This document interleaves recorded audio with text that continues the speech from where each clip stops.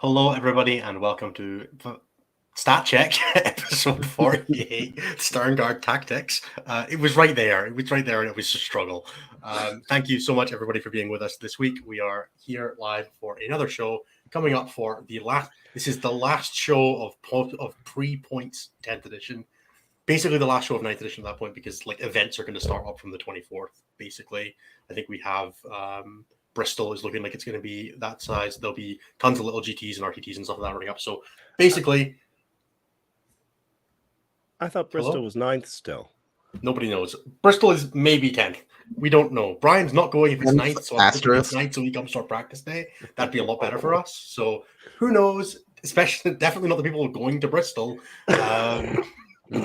So yeah, thank you so much, everybody, for being with us for episode 48, the last of 9th edition. I'm almost a little disappointed that it doesn't line up exactly being episode 50, but episode 50 will technically be the first post-Leviathan show, like of the release date of the 24th. So we can massage the stats a little bit to get it working. It's also coming up for basically a year anniversary, so I think it's all tying together very well for looking like a good set of stuff for Stat Check. I'll check like the exact date of the anniversary at some point, but yeah, it's insane that we've been going for a year of an edition, and now we're about to launch into a new one.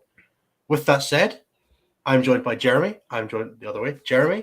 I'm joined by Anthony. That's definitely down. And also Nathan, who's in the corner of the box. I hate this camera.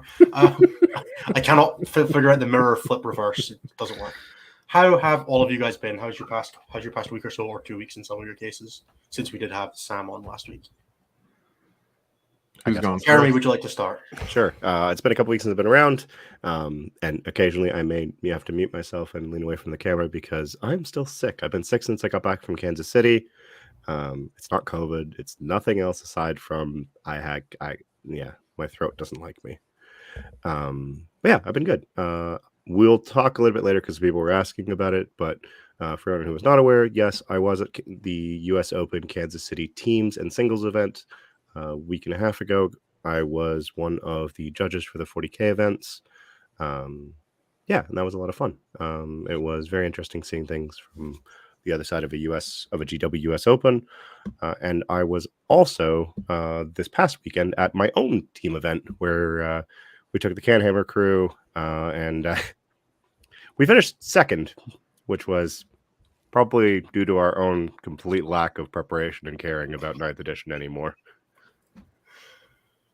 You did the good old, we don't care, and then you lose and you're like, we actually did care so much. We thundered through our first 3 rounds. Our 4th round, we stumbled and lost. And then our 5th round, we again thundered through it. And it was just like, we finished with the most battle points of any team. If we'd had like a call, we'd have won this tournament, but we didn't, kind of thing. Yeah, if we had like reviewed lists and like studied our opponents and had like a modicum of a plan for pairings. But the reason that I'm wearing this shirt actually is because I also want to shout out the Vengeful Spirits, who took 3rd that weekend, and their plan, which was captained by friend of the show Dan Morris, owner of the Red Dragon, and also had on its show other friend of the show Nick Blackburn, Ridvan Starring Martinez.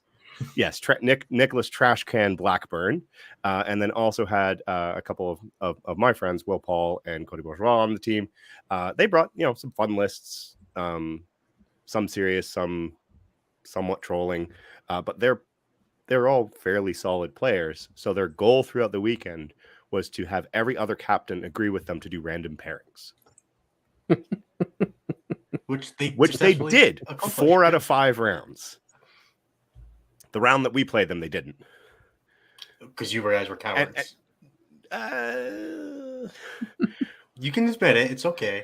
We had dropped like 4 points so far. So we were like, we don't really want to do this. They still did random. Like they just shuffled and threw cards at us. Icarus flew too close to the sun and was punished with first placeholders. Yes, we did get punished by first placeholders for that lately. But it was very funny because Vengeful Spirit got throttled down into the 1-1 bracket and then just cruised the rest of the way to a 3rd place finish. But they were probably the best sports of the weekend in terms of just being fun guys to play. Our round 1 of that, actually, we'll talk more about the team event later. Anthony, how have you been for the last little while? Fuck you, Nathan. On the off chance that it looked like we were going clockwise.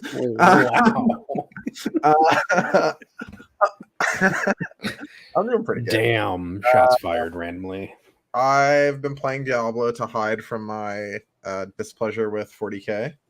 So that's been good. Barbarianing around in Diablo. Life's pretty good there. They did a really good job. The team that made that game should be super proud of themselves, unlike whoever released Dev Wounds and Infantry 2 up.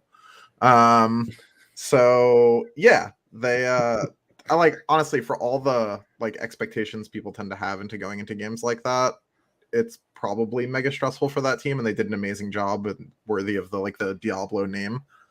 So yay, good job, Blizzard devs, not Blizzard ownership though. Fuck you. So yeah. Everything else has been fine. We got CSM today, which is really exciting. We also got World Leaders today, which is fucking depressing. Trying to think of anything else that's going on. Chaos Knights look sweet. I've been dying for an excuse to run around on that army, so that'll be a thing. And do you like being the only army that still ignores terrain? yeah, something like that, right? Like I have fly, but better. So yeah, look at me, Angron, as your carnivore runs through a building. Like, so yeah, I don't know. I'm generally not feeling super positive about the game right now, but we'll see how it goes when we get points, I guess. We're 5 wool seas deep. It's not gotten better yet, but maybe this time. Maybe they get the points perfectly right and everything's fine. How are you, Nathan? We don't know. I'm doing fine. I was at a conference last week, so I got to get really weird swag from conference people, like Lego sets that are mass spectrometers and stuff like that. Like that's I'm a 400. jealous. That's a 454 Lego piece kit. And is that like brand name Lego? Yeah, it actually is. I think doesn't have any Lego on it. But Oh, it it's is Thermal the font. Fisher. Okay. How much did they pay you for that advert? Nothing. I wish. Yeah, we don't have to disclose this, do we, Nathan? Like, we'll get in trouble with No. YouTube. Damn. That the instrument that this builds costs $1.5 million. Oh my. So How much do you think the Lego cost? them or some person in China who manufactured it? I don't know. Those are probably wildly different numbers that are very sad. Yeah, Don't but think about that too much. going to this conference was very strange. It was very different than any of the other ones I've been to. They had like showrooms full of these machines, and they paid for food and booze basically for a bunch of different companies did. So that was kind of nice. Right. Yeah. Other than that, like I've been playing at a competitive league where I continue to just use Innis's list to punish people in 9th edition, and I'm currently 10-0 with Innis's list. I'm so proud of you, darling. In this competitive league. I beat a poor Votan player 6-25 or something like that because I just killed his army, and then he lost a bunch of points from grudge tokens. Yep, that sounds like the Votan matchup. And I play one of our patrons this week as part of the competitive league into World Eaters. Other than that, I'm in kind of the same general state as Anthony for like kind of how I feel about this. I'm just less mad, and I'm just more kind of like, I guess it will be what it will be, using the Midwestern philosophy of, I guess it will suck, but what can I do about it, basically. And in playing Diablo, but I'm playing a rogue and just like teleporting around, watching bodies explode because of shadow magic. That is normally the type of thing that I would play in a game, actually. I know like most people think like Anthony makes Smash, but normally I play like the fast, like zip and slam that's not very tanky. It's funny because I usually play Barbarian, and I thought about playing Druid, but I picked up Rogue because apparently nobody was really playing it, and just teleporting. The first time I teleported and like left a trail of exploding bodies behind me, I was hooked. Yeah, So, that's fair. Druid does seem basically it. more your vibe. He's just like, what's up? Yep. I'm gonna start the Druid, I think, after I finish the campaign, or at least get the mount. Because apparently the mount transfers across accounts or something like that. I don't know. Yeah, you can use the mounts across all your characters. If when you get a level you want help, let me know. You can boost someone through tier 2 pretty quick. Anyway. Yeah, we'll chat later about more Diablo stuff. This is now officially a Sanctuary check, where we talk only Diablo 4. Great. I've never played a Diablo game. I'm going to check out for a bit. You can apparently cross-play now. So I can play PS5 with people, which is wild and magic to me. Yeah. It's demon magic for sure. We can get you in this. It won't even be hard. Yeah. I don't play any video games that came out in the past 5 years rolling. Like hardcore. I'm currently like working through like Pokemon X right now. So no. Wow. I don't play video games other than like card games on my phone because I get way too into them and it's not healthy for me. So I have a very casual relationship with video games after having a very not casual relationship with video games for a long time. So no, I think it's better this way. As for myself, sorry, Nathan, please. I was going to say, otherwise we're planning an RTT for July, and then we're planning another super major for patrons in eventually. Probably with pods into a playoff. I don't know. We'll figure it out. That's it. Makes sense. As for myself, I've had a pretty chill week all told. I've been building and painting up a bunch of models. As anybody who's in the Discord will have noticed, my return in the Miniature Opportunity Golf, which is our like painting progress channel, just like constantly like -3, -5, minus. So I painted like Calgar and his goons, a bunch of like Necron stuff I had sitting about, some random turrets I had. I finished up all the last of my spore mines, painted some Death Watch veterans. So some things like that. It's been pretty relaxed. I got a game in with Chris last weekend, just getting some last ideas out of the mind to wind down on 9th edition and prep for 10th. It's been pretty quiet all told. It's been a nice little break from the hecticness as we ramp up into doing. Like most of my days right now are about 12 o'clock, wake up, roll out to the computer about 1:30, fill out 400 lines of a spreadsheet about the new army, and then move on. Because that's my life now. So it's been good fun going through and just like sitting in voice with friends and trying to crack through like, this character's great, but he goes in Vanguard Veterans, so just like you can forget he exists for 6 months. Dude, CSM, like Chaos in general, has so much of that where it's like, dude, that's great. Fuck. It's incredible. When I look at characters now, the first thing I look at isn't like their weapons or their abilities, it's their attachment list, then abilities, and then I'm like, I guess I'll look at weapons. But if it doesn't start with a good attachment, like there's no point. Dude, the one that breaks my heart more than anything right now is Demon Princes. Across the board, they have sick rules, like for the most part, and they can't join operative shit. So they just die. Like, they're vibing in the out there with just a hope and a prayer. Yeah, they're just hoping their T10's good. They're just like the defensive profile of an average tank now. And if you're thinking like this guy's not surviving, what's a tank doing in this game right now? Yeah. No, we'll get a little more into talking through some of the index reveals and such like that in a couple of minutes after we go through the last couple of bits of this. But yeah, as for general vibe right now is optimistic. I'm vibing with life. I'm loving all the 10th stuff, embracing the suck, as Chris says in chat. It's madness. I enjoy madness. This is what Anthony always says, just let everything be broken, bro. Right? Yeah, there's levels to that game, right? Of course there is. Also, like, for what it's worth, if everyone was broken, no one's broken. But like, not everyone's broken. You can leave a couple people behind. They're on the short bus. Death Guard can be the child left behind. It's okay. They're already very left behind. They're that meme where if you forgot something, it couldn't possibly have been important. Yeah, when the kid only move 4 inches in the rain. Yeah. Well, Death Guard is just like the kid in Home Alone. They forget him every fucking movie. Like, they just keep leaving him behind. The problem is they got hit by a Barb Gaunt 3 editions ago, and they've just not been keeping up since. Oh no, I can't vibe with if everybody's cranked to 12, then everything will be okay, because it just means everything ends turn 1 when somebody wins the coin flip to go first. Yeah, 100%. I need to get this over. I don't think that this is a good place for the game to be. I just enjoy it anyway, because what else are you going to do? I can either have fun now or I can have fun in 3 months' time. I might as well have fun now. Yeah. See, like, Ashley has actually pretty much hit bang on with, like, the point I've always been trying to make with this. Is, like, you can turn everyone to 11 if you remove indirect and towering. Like, then you can, like, fuck around and play a game, and both of you just, like, mash your broken shit into each other, and you play a game. Towering and indirect say, no, you will not play a game. We're just gonna blap. Towering can be handled by terrain without needing to change much else. Yeah, if you just put magic boxes back on the board, towering doesn't matter. I mean, not magic boxes. You just use blocking ruins. We can show some distributions ones about with ceilings, right? Yeah, so what we're going to do is we're going to flip every WC ruin upside down so the face is at the top.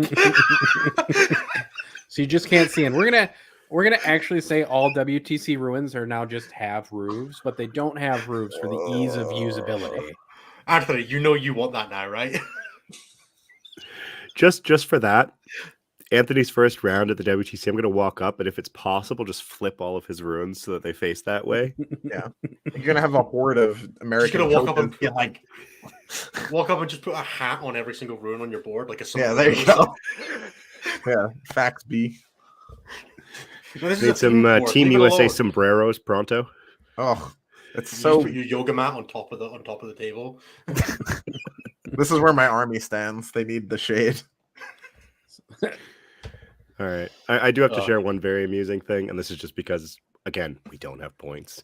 One of the smaller discords that I lead, where I basically help a bunch of local noobs figure their shit out. They currently have a Price is Right game going on how much a support weapon costs. Mm. Don't And play these this are the- game. These are the guesses so far. 45 points, 55 points, 75 points, and 60 points. All right, for everybody who is watching the show, listening to the show, whatever, get onto the YouTube comments. That's youtube.com/e/statcheck and leave us your best guess on the points of a support platform. Anybody who gets it right, I will shout out the second week. I will shout out in the next episode. We have points in a running list. You've got to get the points exactly to within exactly the points level for one support platform or a squad of 3 if they're a squad of 3. We'll multiply your guess by 3 if they're squad of 3. If you get it exactly right, we will shout you out in the next episode. But get in the comments, leave that. Just all you have to do is leave a number, and we'll shout you out. But don't do it on like the comments on the live stream because that won't help. We won't see these in the YouTube comments. Yeah. So there you go. You have to come back in YouTube, comment it to people who. I'll are already also putting it in accept chat. if you want to put a second number for how many points you think a Sternguard is. Those are actually going to require super chats because we require the charitable donations for our sadness and treatment later. For the psychic Yeah. damage we're taking. Yeah. I mean, on that note, I'm actually going to say that I don't think it's towering or artillery that are 100% the problem in this situation. They definitely It's are, just- but sure, go they're off, I like guess, not Mr. 100%. Not 100%, Anthony. Don't look at me like that. Nathan, you can hide from devastating wounds. Walls work against those. Walls are the most powerful thing in 40k, and those two bypass them. Do they? Devastating wounds will When never be as busted. can you hide? I don't. I've think never been more angry at Nathan in a single moment than just then. There's a reason I don't know. I saw why him play couched LVO a it little bit. with 100%. I was a little mad at myself. That doesn't even require anybody to say anything about it. I don't know. I keep looking back at the Sternguard math, and it keeps making me more and more upset. Yeah. Because there's a point where you look at the statistical distribution of events into a 10-man Terminator unit, and the standard for unit crunch is that they light up where you kill the unit. And where you kill the unit is on this side of the distribution and lights up 2 little bars because you have a 98.9% chance of a Sternguard unit for 1 CP killing a 10-man Terminator unit.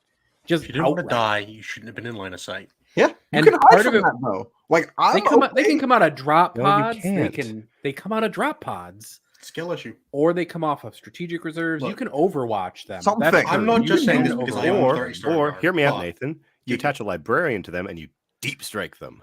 You could also do that. You could just attach a Scrubs, librarian skill issue. to them. Sure. Look, I don't know why you're putting a librarian in them instead of a fucking good captain, but I'm much happier with that because I can do something, anything at all.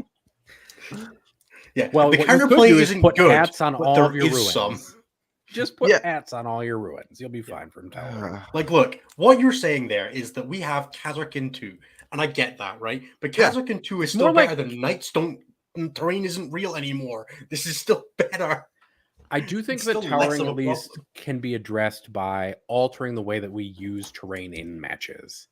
Stop Like it. there's No, just like there don't. should be a way. Why? Why not just go back? It was fine. Stab that. It was fine. It was I'm better. okay with Knights getting ruins if they can't shoot Yeah. me through them.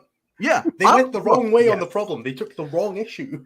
Yeah, They did. I'm totally okay with being like, you can't see that night. Okay, fucking fair enough. Cool. That ruin's real big. It used to be an apartment complex in the Bronx. Whatever. But now, what the fuck? I like this actually. This is good. Though from Nikki D. Casterkin 2, Electra, Bolteraloo. Yeah. Like, There look, you go. if you put a unit in the game that said, like, when it activates, you're dead, but it at least required line of sight, I'd be like, all right.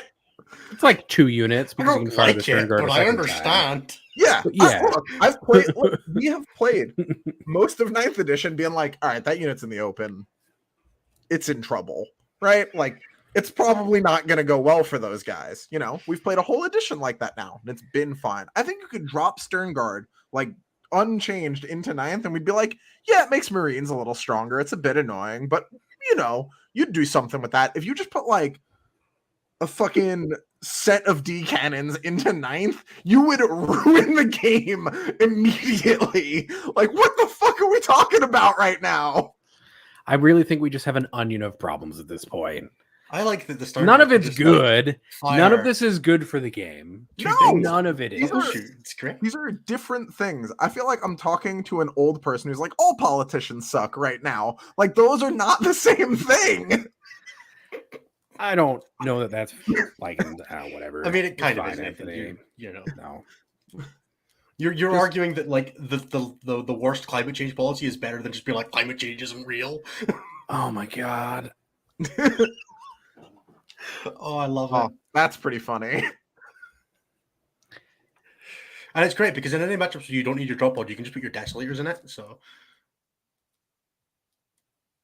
Can't lose the indirect war if you don't participate, at least Exactly. initially. I'd have run another drop pod at Warhammer Fest if I could have put desolators in it instead of a repulsor. Dude, I bet you would have. The two of you just staring at each other, waiting to see who goes second. Like, come on, bitch. Warhammer's a fun and incredible game. Right. This is where we would normally have like a stat section, but I don't know if anybody noticed, but nobody cares anymore. Yeah. So full transparency, I haven't touched the stats in 2 weeks. I probably will go back and finish 9th just for posterity's sake. Well, we need it for CRS and ELO, so yeah, it's Yeah, I do have to finish that. And and I will at that point say 9th is done, and then we will only look at 10th edition events. And you know, just to keep things consistent with the Leviathan release, this weekend, the 17th, will be the very last weekend of 9th stats for stat check. Yep. And So I will CRS and ELO will snapshot at that point. We'll have end of 9th edition, who was the best and all that stuff. Mhm. And then it moves on. And then we move on. 9th is gone. And honestly, fucking good fucking riddance. Sure about that? Oh god, yeah. I'm not there yet. Oh, I'm so ready for 9th to be gone. I am so bored of secondaries in the sense that we play them now. I will agree. I mean, I'm we looking could've- forward to having fun with these. I'm so bored of having been playing the same missions since 2020. Yeah. Missions. We could have just Alas. just changed those, right? I know. I We're don't gonna really have to care. use our- We we're could gonna have. to We use could our have. We fucking could have done a lot of minds. things. Anthony, we could have done a lot of things. But you know what I'm never going to be sick of? Is never, ever in my life again having to play Recover the Relics.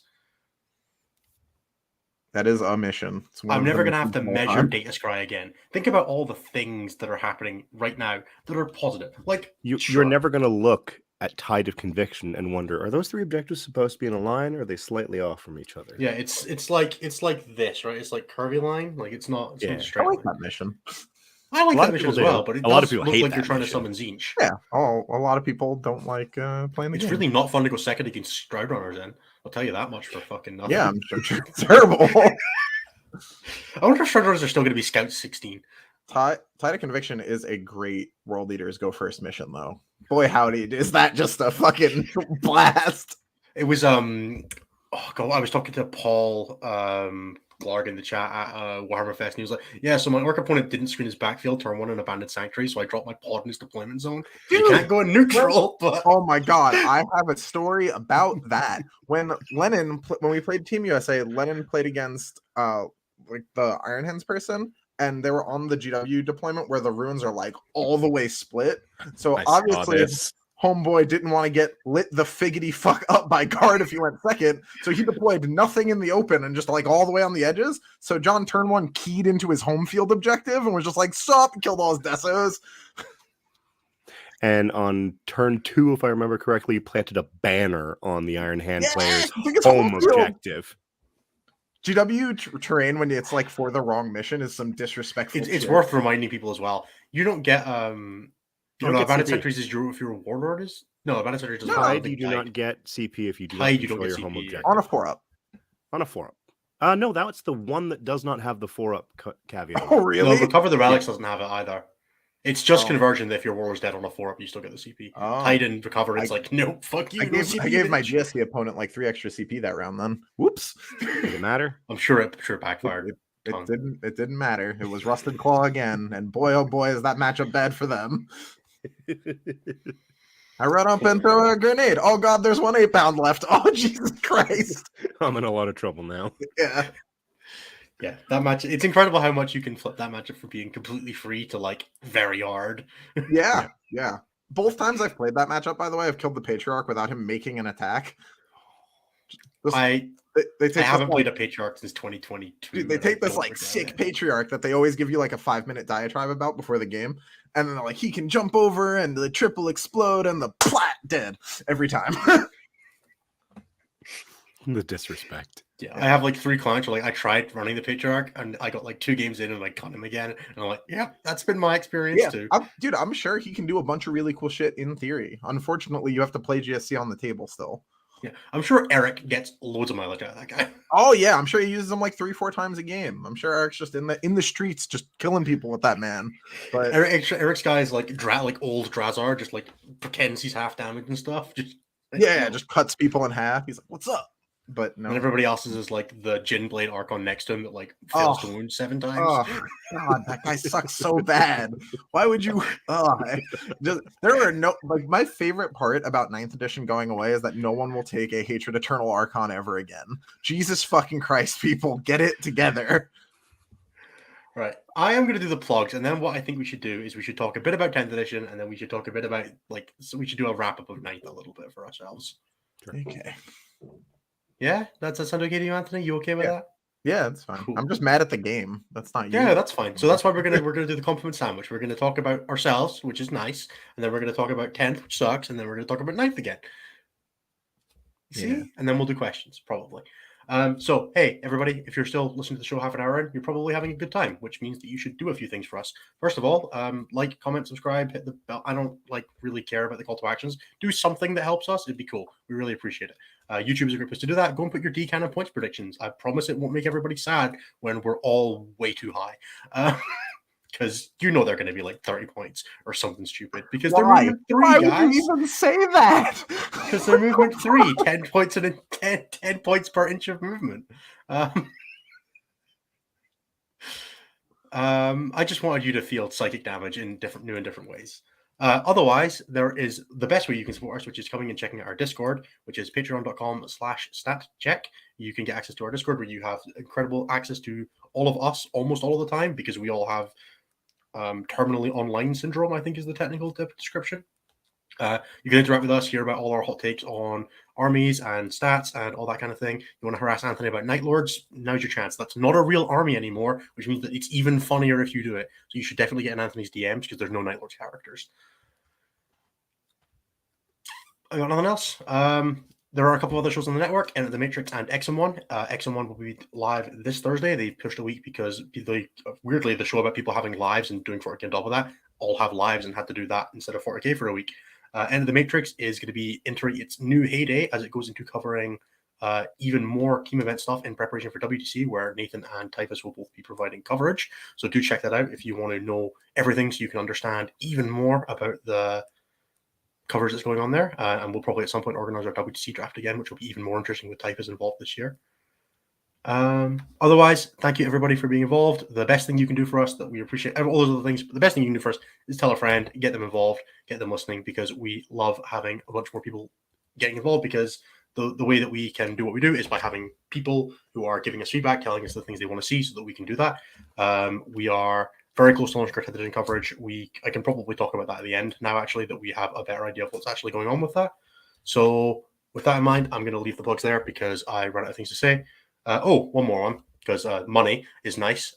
Coaching. If you're interested in getting the best start you can for 10th edition, do consider checking out coaching from either myself or Typhus. You can go to stat-check.com/coaching to find all the available information for both myself and Typhus, who are very eager to get started on breaking 10th edition either with you or for you, depending on your preferences there.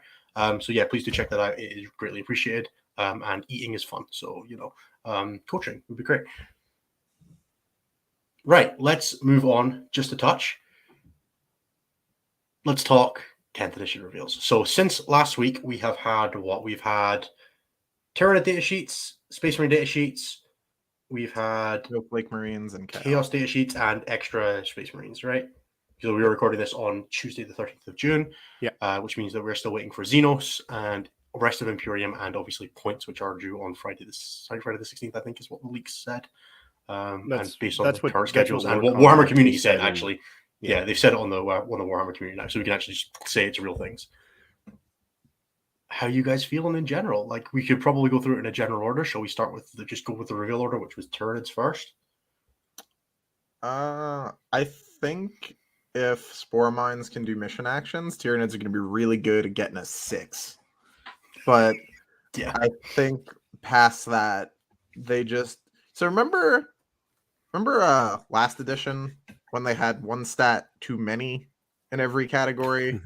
I think what happened is someone at Games Workshop heard that plea through the warp and was like, and now bring it down. Because all of their stats, like across the board for their weapons at least, are like, what the fuck? You look at them, weapons, toughness, save, even movement on some things, it's just so much lower than it was. Yeah, it's just like, what did you do to my boys? You like shake the bag and nothing comes out. You're like, what the fuck is this? No, Anthony. So they forgot it in the German one. Oh, maybe. Yeah, I did hear that there were some typos. I don't know what the fuck. I think they actually left them in the Eldar book. Yeah, maybe. Oh. Yeah, they left the extra stats in the the best whatever. Anyway, so it's been educational in that I learned that I didn't really probably have that much interest in NIDS to begin with. I just like big monster, and when NIDS are bad, I have less than 0 interest in that army. Holy moly, did I read that index and go, ugh, and just like mentally delete it? Like, I was like, I'm not even gonna consider playing that. Anyway, moving on. So Zoanthropes are really cool though. It's probably the one like standout data sheet in that book. I thought Maliceptors looked all right. Like, as big monsters go. What? Fine. Ennis is just losing his mind. Come on, Ennis. Ennis all right. Upset. Sorry, Nathan. Please don't. Maliceptors are standard data sheet in that book. Oh, but you're hurting me. Nah, just like they fucking go off in this, but like Maliceptors at least had a ranged weapon above strength 9. That is there was a noticeable gap between 9 and. We're not talking about. We're not talking about a fucking book with a lot of good data sheets in it, Ennis. We're talking about a book with a pile of garbage, and we're pulling out a couple things that might be good out of the pile of garbage. Okay, I'm starting to get hurt a little bit here, guys. What have you been building for the last week, Ennis? Huh? It's because I already own everything and everything Tyranids painted except for Leviathan. Like, what am I meant to paint? More Spore Mines? I mean, what else is there? Like, Von Ryan's Leapers look okay. Oh yeah, they have every keyword. Like, they have every like there's a bunch of game. random nonsensical good things in it. Biovores are good again. Spore Mines, if they can do mission things like you said before, will score your autos on like a bunch of nonsense. Like, I got a super ominous message the day the Tyranid fucking index came out, which was hope everyone kept their Spore Mines, and I was like, oh no.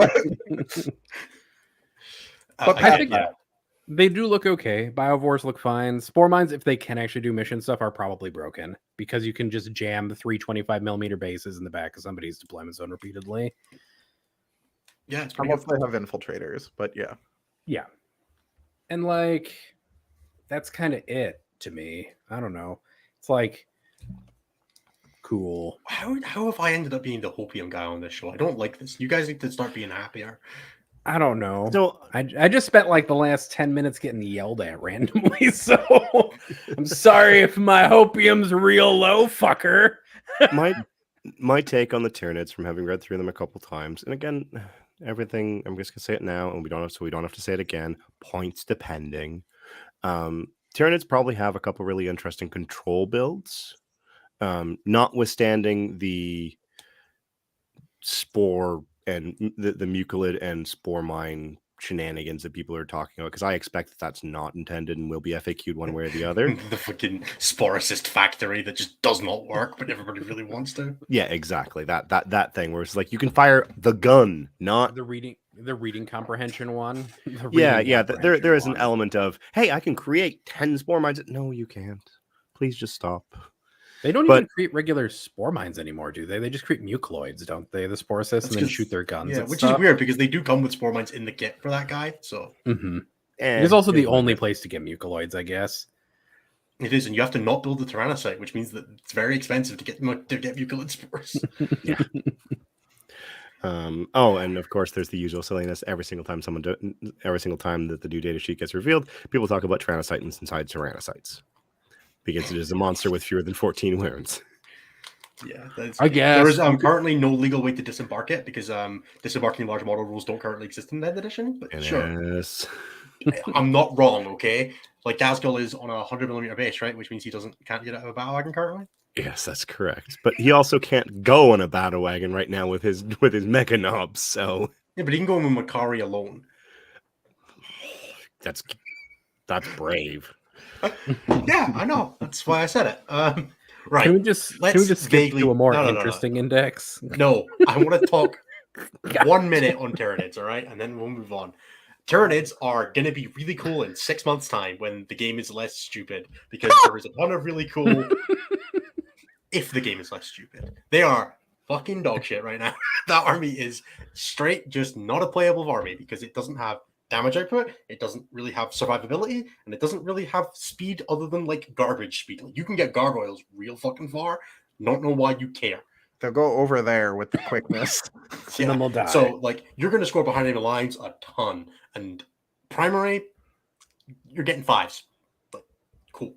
But in like a couple of balanced days this time, when if the general lethality of the game is toned down to a reasonable level, there is a ton of really cool ways to control the game and control the board in there. At which point, like a skilled player with a lot of like, there will be a high skill cap to the army that you can do some cool stuff with and jank about. And I look forward to playing that in 2024. But like, there is very little drawing me to them right now. There are cool things like Von Ryan's Leapers. Every time I look at them, there's a new keyword. I don't know what it is, but there just is one. Like, it's like the questing beast from Magic the Gathering. Like, you couldn't, like, if I were to ask you like a pub quiz question, tell me every keyword Von Ryan's Leapers has, I promise you, nobody up to and including the guy who wrote the data sheet could tell you. Yeah, Tyranids feel like a control deck without counter spells. They feel like a control deck, but all your lands are at the bottom. That too, yeah. And everybody else is playing aggro red, so you can't actually do anything. I've been stabbing you in the ribs with goblins from turn 1. Yeah, they're a standard control deck playing vintage right now, and that's just not where you want to be. And to continue the Magic references, maybe we should move on from that. Right, let's talk Marines. Why? I don't know. Marines. The Gladius detachment is cool. It's every reasonable. stratagem is awesome. Yeah. They did a good job with that, and then they appear to have lost their fucking minds when they wrote the data sheets. Or maybe every Marine unit's 400 points. I honestly think there's like 4 data sheets in there that are actually problematic, and then a bunch of stuff that's just cool. Yeah. No, I'm with Innes on this one. I don't think there's that many data sheets that are really that problematic in there. Yeah, as long they just as added some the ones USRs that that interact badly together. Yeah, as long as the ones that are insane are 1 billion points, then it's fine. Yeah. Now let's go through. What's your picks for insane? Desolators. Yeah. Sternguard veterans. Wait, stop. Which chapter? Just in general. No, because we're talking vanilla Marines right just now. like the dudes. Like I'm playing Ultramarines Yeah, we're playing Ultramarines, Imperial Fists, Raven Guard, Iron Fists, whatever. It's not. We're playing Gladius here. Metal plus body part. Iron Fist is not wrong. It's probably just like Desos. I mean, Sternguard are probably a bit much on like depending on rate, but like I mean, Sternguard do have aren't they natively anti-infantry 4-up? no. If you play the combi weapons, Only- which get a ton less shots. Oh, Yeah, yeah. Okay, so the regular ones 30%, yeah. don't have any of that, so they're probably not as bad. But Desolators are definitely a problem because, as we have identified multiple times, as we've been seeing previews for factions over the last little while, you don't make an indirect roll, give it a malice, and then build a unit directly around, ignoring that malice that has indirect weapons. The data sheet, I mean, Jeremy was there when this happened, but the data sheet in all of 10th that has like broken my mental the most is Desolators. Because I was reading it and I was like, oh, it's indirect, and then ignores the indirect. What the fuck? And Like, ignores what? cover. It doesn't. It's not even just ignore the indirect penalty. While it's firing an indirect weapon, it ignores all modifiers. It ignores No. stealth as well. No, it does not. Yeah, it does. It says No. while it's firing an indirect weapon, ignore penalties to the hit roll. It That is is not- the It is verbatim not wordage. penalties to the hit roll, and I'm going to go pull the damn thing up right now because I know that they actually wrote that thing pretty damn well. I'm even more scared now, but I'm gonna just continue my previous Keep rant going, for yeah. a second. Yeah, go for it. Where I was like, why would you put a thing that's like, all right, this is too strong. We gotta put a little negative on it so that doesn't take over the game. Except for those guys. Fuck those guys. Also, if someone can send me 5 data sheets that are indirect that don't immediately have some form to ignore the penalty, I will give you a drink at our next event that I see you at. Because what the fuck? I mean, Whirlwinds. No, and no, Thunderfire you're commands right. both There is don't, more do to they? that sentence. Go ahead. If there's no way to? Not on their data sheets. For Are who? Whirlwind's not heavy? No, they're not. Yeah. Aren't Whirlwind- Thunderfire I mean, they can cannons? ignore it. They can ignore it with land speeders. Like, chill. Yeah. Oh, that's true. Like, Plague Scholars don't have it either, but they can ignore it with the Lord of Irreverence or Mortarian. Mhm. Right. So, yeah, no. Targeter optics. They were very careful in how they worded that.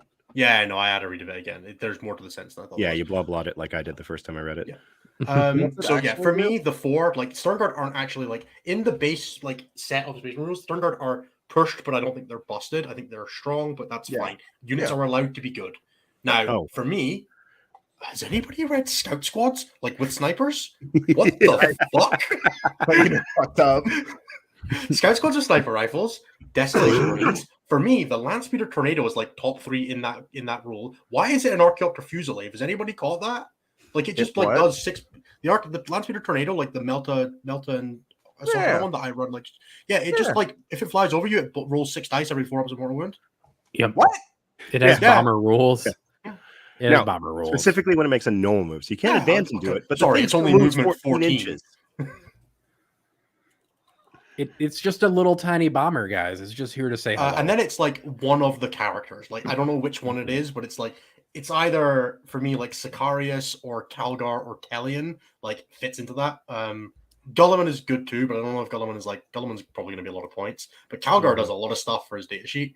And then there's a bunch of other stuff that's like cool and good, but like doesn't strike me as like busted. But scouts, snipers have lone operative, and they're like 36-inch range, 422 heavy. That hit on 3s with precision, and you're just like, what if you had characters? What if you didn't anymore? You know who sucks? Khan. Yeah, That guy can't Yeah. attach to shit. Yeah. What the fuck? yeah. Yeah, the Khan would be really good if he was in Death Watch. Yeah. He'd be sick in Death Watch. That guy would be dope. You could go and pro his kill teams. It'd be great. Oh yeah, that could be awesome. So anyway, yeah, I now own Tellian and 20 Scout Snipers, and I bought a 3rd Tornado, and you know we're gonna I'm do actually some stuff. sad now. I have 5 tornadoes and I can only use 3. Oh, the Typhoon also has Fire and Fade. Like it's not. I don't think it's as good as the Tornado, but the Typhoon does have Fire and Fade. If Is it cheap enough, I'll just D6 put my inches or Typhoon and 6? missiles back I can't on. It's D6, but like you can just like poke an inch I and was then wondering. spin back and stuff. Like Yeah, it's very I was good. curious. I could the bonkers thing with that book is you go through it and you read the Thunderstrike, the Hammerstrike, and the Hellstrike, and they're like fairly situational buffs. It's like +1 AP, +1 to wound a vehicle and monster, and then you move on. And the next immediate one down is the generic Landspeeder, which is like all your blast weapons get +1 to hit a target if you shoot them with this thing. And you're like, oh, that seems good. And then you read the next one, it's the Tornado it's the Typhoon with Fire and Fade, and the next one's the Landspeeder, it's an Archaeopter Fusilier, and you're like, how are swap the rules, guys? Like, if you want to sell the new ones, try and sell the new ones. Give them the better rules. Yeah. Yep. I don't know. And Tornado's like still Sicarius staple. gives your Sternguard Scout. My favorite thing to do is definitely going to be to run Euro Ventures, giving Centurions Deep Strike, just because I want to try that. Not because I think it's going to be like in any way playable. Oh, you can, yeah. Yeah, you can give any fine. of your. So I'm thinking six aggressors with Calgar and two bodyguard, rapid ingress, and then advance and charge them. That sounds quite fun. Doesn't it have to be Ural's unit though? No, just any That's- unit. That's wild. Why? It's because they're conditional +1 AP and +1 movement, and they're on much more expensive and harder to utilize platforms because they're so much harder to hide, which is a situational unit to use, not because the buff itself isn't great. They're just slightly more limited in application. I think part of why Marines are so good is also just because Oaths is amazing, like as rules go, Yeah. right? Like So a lot I've of been doing some- data sheets when you just do reroll hits, reroll wounds go from kind of okay to really good because they hit and wound almost all the time. I will say I've been doing some testing with what we've been getting and just basically using 9th points because we don't have them. It's probably not perfect, but it'll do for now. And the one thing we've been noticing is that Marines still tend to clump up into like big bricks. So in the Marine Mirror, Oath is really effective, but against like Drukhari or Demons, which we tested today, which was very silly, you don't get that same kind of efficiency. Although Oath against Bellicor is very fun. Realistically, the use case for Oath is probably going to be to clean up units that you have some resources but not a lot of resources to deal with. Yeah, like that makes you more have sense. a unit on a flank that you can put some shooting into from a unit that's there and a bit of your indirect and clear it out with Oath of Moment. And then, obviously if you play against a 40 Assault Terminator Brit, 40 Assault Terminator Brit, cool, you get to kill that. But by and large, it's solve a separate problem because whatever you put Oath on is probably going to die, assuming you have a reasonably built list, which means that you have to use it intelligently rather than just using it to, like if the army is in any way balanced. If you're just like point gun delete thing, it doesn't really matter. But like under circumstances where it matters, then you're probably looking at actually having to use your Oath rather than just being like, hey, I need that thing dead. It's, hey, what do I need dead that is currently a stretch, and make it not a stretch, and then use the rest of your army with the good rules and power that you built into it to not need to rely on Oath to deal with the primary issues at hand that you have resources and options for. And that will be under a nuanced codex a lot more interesting than just, hey, point at big thing, remove big thing, which it will probably start as. Yeah, that makes sense. You probably don't want to assess the rules with this is good in Oaths. You want to assess the rules with this is good. It gets better with Oaths, but it doesn't require Oaths to be efficient. Yeah, you start using Oath as your, hey, I am out of resources in an area, make those resources better, rather than start at the point of, what if everything shoots with Oath? Assume nothing shoots with Oath, and you will never be disappointed. Yeah. It's probably the better. Or it's your, I have a 95% confidence rule this thing dies. This is just being a 99. Yeah, or the, push button win game. Like, that's always nice too. Sometimes happens.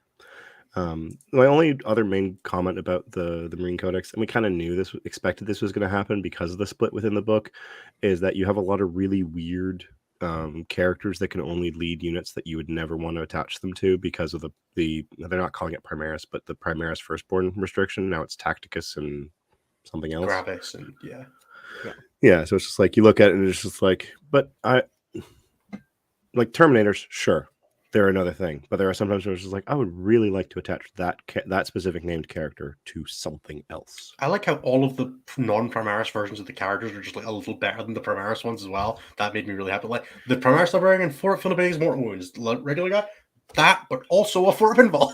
It's like, what are you attached to? Tactical Marines. Fuck.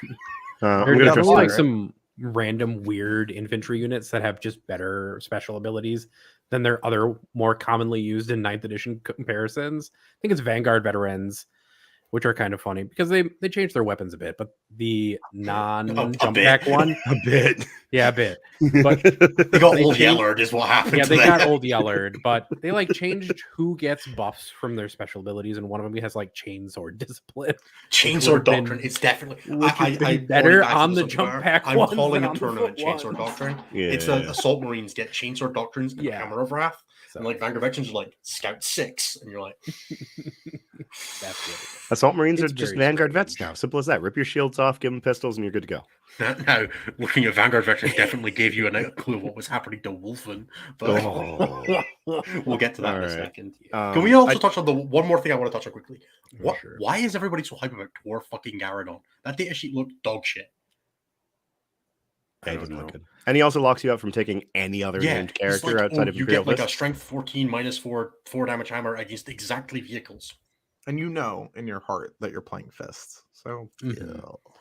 Exactly. There I was was a- hoping fists would just go. Darnath Lysander, however, is cool as hell. He makes his unit -1 to wound, and he has a once per game to open vulnerable save, which is just cool as shit. why stop making that ability?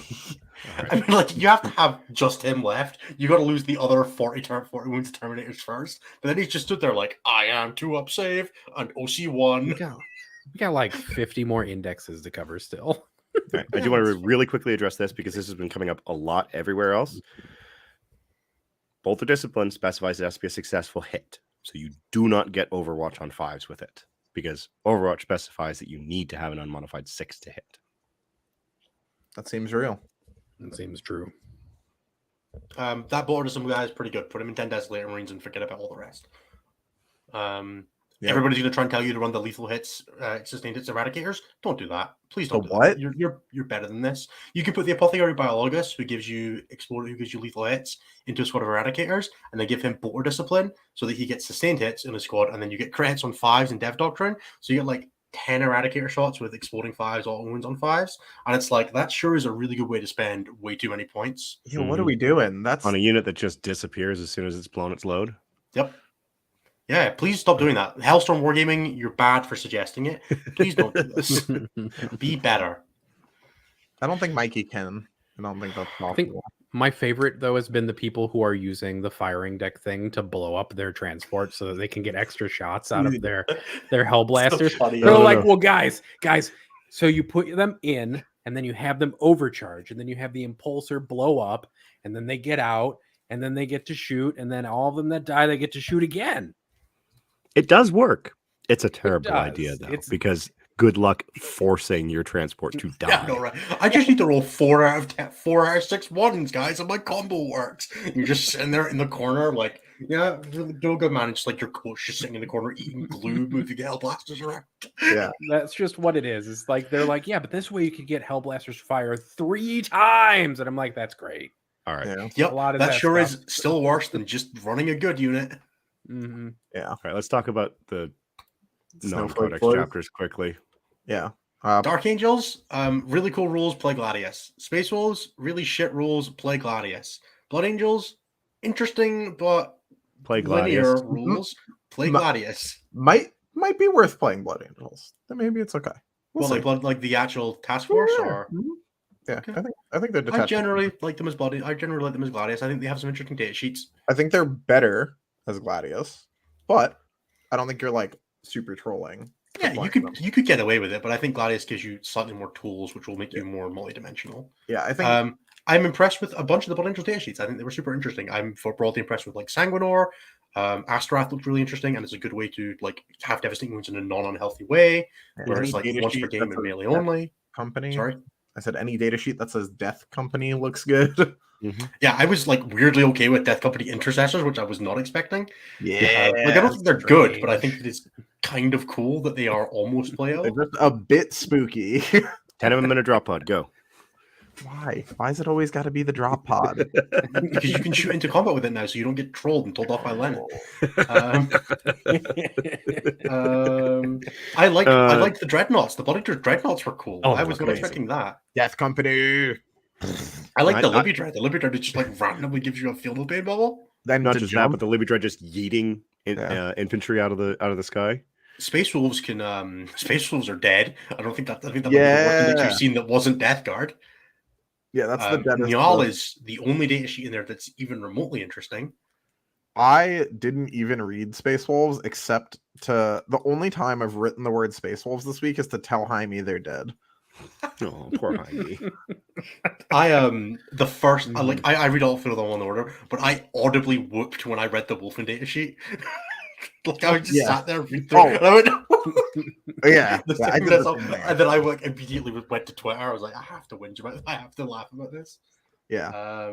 It is so fucking funny that Wolfen's Thunderhammers are strength 5 AP 1 damage 1, and Yeah, they only found nothing a 4 up. There's no unit in the game I root against more, including Custodes, than Wolfen. Yeah, they are by far the worst models Games Workshop has ever produced in the modern era as well, which just makes me happy. I don't even know what they look like. I've never played in my life against non-proxied Wolfen, so There's an important question in chat. Just because I No, know there's no not. idea. This is not an important question. Okay, at all. so Idris, I'm gonna you are a say bad not- person for asking this question. just let Jeremy answer so it goes away. every single edition for the last 2 editions, there has been a digital designer's commentary that has come out when the edition has launched. It has included clarifications and frequently asked questions on rules such as this. For the time being, stop asking this question until we have that in hand. As soon as we have that in hand, if it has missed it, then feel free to ask it. But for now, also, fucking assume wind that your it goes necks to in. 1. Yeah, assume No. Wind your fucking necks in. Deathwing Terminators are not immune to damage 2. But it would be funny as Deathwing shit Knights. if they Yeah, were. Deathwing Knights. It'd be goddamn hilarious. Maybe this It is how we would be. fix Sternguard. Sternguard can't kill anything that's -1 damage. That's right. that's what My- it really is. the You know only what, thing though, that the only saves actual the Deathguard. fix I need in that commentary is the Redemptor Dreadnoughts need to have the Dreadnought keyword so I can put them in Storm Ravens, because right now they No. don't, and it upsets me. Well, you can't disembark them anyways. That is also true. That's- Anthony, what's wrong? You look upset. There's a why does lot the Redemptor going on Dreadnought that's have upsetting the Dreadnought Anthony. keyword, guys? Please. So Ella Wizzle, to address that, why do they keep making the omission? It's not an omission if it's something that's intended to go into the the designer commentary, because Maybe it was intended to get everybody to talk about it to drive up social media interactions, and then they fix it on day one. Don't. I mean, like, why do they keep making the omission is like a really good question for like a whole bunch of mechanics in 10th, like indirect, towering. see, those aren't omissions though. Those are very clearly and tightly written, so you know exactly how they work. Yeah, They those work. are very clearly They don't titled. Fucking Exactly how horribly bad is how they Yes. work. Back up. I want to go on a 2-minute rant here, and that is the core rules themselves are the best in terms of writing and in terms of clarity that we have ever seen. Until you have to charge. But I think there's a carry bunch on. of stuff that's just like missing in the core rules that should be there. And like, why is like all the keywords are just like spread? Like, it's laid out quite badly. Oh, the I'm layout a is fan not of it. great, but in terms of like looking for edge cases, there are very few of them as compared to 8th launch, 9th launch, 7th. Nah, 7th is fine. Skill issue. I don't I'm so completely I don't joking. trust anybody when they say that anymore. I'm so Um, completely joking. But I don't know. from a gameplay perspective, we have some serious issues that need addressing. yes. Yeah. It's also like people arguing about pinks can't use their weapons because they're psychic. Yeah, they need a character I think catch them to fire their weapons, right? I Well, think no, because they that's don't have the psychic keyword at all in the model. So But the they psychic can't use keyword them, gets converted to the unit once you join it with a psychic. but not to the models. So models and unit keywords are the same thing, No, probably. they're not. Skill it. Just live with it. It's fine. Man, this is like And making this, my yeah, head this is hurt. why This I is have told my making me locals, today. store all of your questions until June 24th when Leviathan Box comes out, because when Indominus came out, that's when the designer commentary came out on Warcom. When Leviathan comes out, give it the Monday or whatever. If there is still not a designer commentary come out, start yelling at GW. But if there is one out and they miss something, then you can start asking me questions. But until then, I'm just not answering anything because it's not worth it. That That's makes fair. sense though. We had some locals that wanted to play half-ass 10th with what we have so far, and I was like, "You're True, welcome play to." half-ass tense with a brain, right? Like, Yeah, like, approach things. does intelligently. this make sense? Is this reasonable? Am I Yeah, being an there's asshat? that's a good point as well. There's a bunch of other things that don't exist. Like, we don't currently have the order of operations for math in the game right now, Isn't it just or like even how half damage works as well. do they So, have like, to do you round tell up or you? down? Do we not just follow the? Whether it rounds up or down is Well, important. that's actually been different across different editions of 40k, Anthony, which is the problem here. Yeah. So because Oh, it used to be you recently applied it any has weapon, been you round applied, up, so you can't make Yeah. something 0 damage. but you also had Which stuff is like in probably previous what it editions will you would be. apply like modifiers to the unit's characteristic, then multipliers, then add anything to add it to the strength of the attack. So you can increase like the base strength of a model by 1 and then double it, and then No, that was another really one common for- in 8th. yeah. In fact, that was 7th how it as was well, done in yeah. 8th. And it meant the transition to 9th was really messy because people were like, yeah, I've got a strength 12 Thunderhammer. No, you have a strength 10 Thunderhammer. Why? Why would you do it like that? Nobody I'm not don't know. even good at math. To be fair, Anthony, when you explained to me how Path of Exile does modifiers, it broke it, like my head shattered. So. Increased and more are different pools. So, back up a little bit. I didn't say the way PoE does it is good. Why didn't they number the rules like AOS? That's a good point. Right, let's very quickly touch on today's stuff, which is the and Deathwatch is beyond wildly fucked, and we don't really want to talk about it. Yeah, I was like, are we just gonna skip the fucking elephant? Deathwatch, Proteus, and Sternguard are the most ridiculously fucked data sheets that I've ever seen. They're not. They're so much not worse than decannons as well. It's great. I'm not saying that they're worse than those. They're totally not. They fucked. have to see you. That's implicitly easier to deal with. Man, I don't want to have this argument again. I would love. Time is a flat fucking circle. I hope that they give there's like a rule that we've somehow not seen because we've seen the index that like lets Sternguard shoot like around walls or something. It's like the Grey Knights rule where it's just like another CP for Watch Captain Artemis gives them the ability to do infernal pacts like obliterators and get What was that movie where you could curve bullets? Wanted. That's what it is. Yes. Wanted. So they're going to have another 1 CP stratagem that says wanted rounds, and they go around buildings. There you go. Yeah. They're actually psychic weapons that they can use the Thousand Suns index. Okay, let's talk about today's reveal. Chaos. Cool. 5 out of 6 books look amazing. Let's move on. 4 out of 6 books look amazing. 1 of 6. Fuck off, guys. Like Thousand Suns look good. CSM looks great. The CK looks good. Mm-hmm. After that, it gets a little touch and go. Like demons are good. Great. Yeah, demons look good. Yeah, so it's just World Eaters and Death Guard that are like mega trolling. Just because everyone that plays Chaos in Scotland is shit doesn't mean that you get to come here and disparage my boys. The only one that looked even remotely good is Chaos Knights, and these are all fucking trolling me. You're high if you don't think demons are good. And same with T-Suns. And CSM, what are we doing? You guys are so full of shit. It's unreal. He's just because you don't have someone who can play them, because Glarg isn't on your team. I actively play Chaos Space Marines, Thousand Suns, and Demons. Please back the fuck off. Yeah, like I said, if someone good was playing them. Also, to be fair, you have lost Dread Claws, Anthony, so I understand that you're not interested in World Eaters anymore. I'm heartbroken. Delivery methods. What are the good units in each of the factions then? Let's pick top 3 data sheets for these indexes real quick and talk about some of the interactions for them rather than jibber jabbering at one another while Innis yells at the sky. Innis hasn't played any of those factions since before I started, by the way.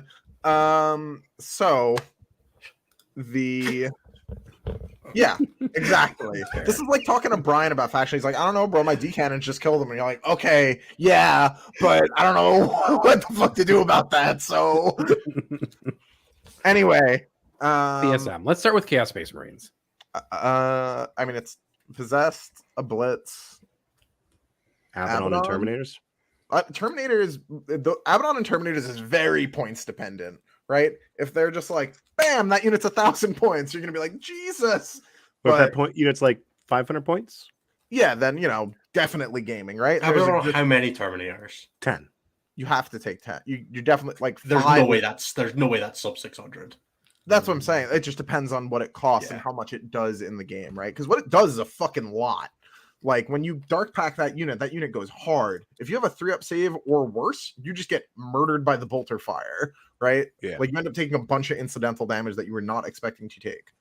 But we'll see how many points. Possessed killed God. God bless those soldiers. Those boys in the trenches making up for all the damage they didn't do in fucking 9th. and a blitz apparently atoning for years of past sins with the power of profane zeal, the mark undivided, and some decent keywords. Yeah, a blitz have not been good since a blitz were good when they first went to the Chaos Space Marine Codex in 8th edition, where they went from 2 shots to 4 shots and gained access to double shoot, and they were good and playable then. And then they brought out the new models, and you were like, oh, these guys are going to get expensive. Yeah, because they were Terminator size models, and they were 60 points, and you were like, these things are great. 12 of them is 24 shots. Sure, it's D3 and D3, but I can command reroll that at the time, and they were fine, and they were playable. And then they were new models, 110 points. You're like, oh god, please. They gained 2 shots for 50 points.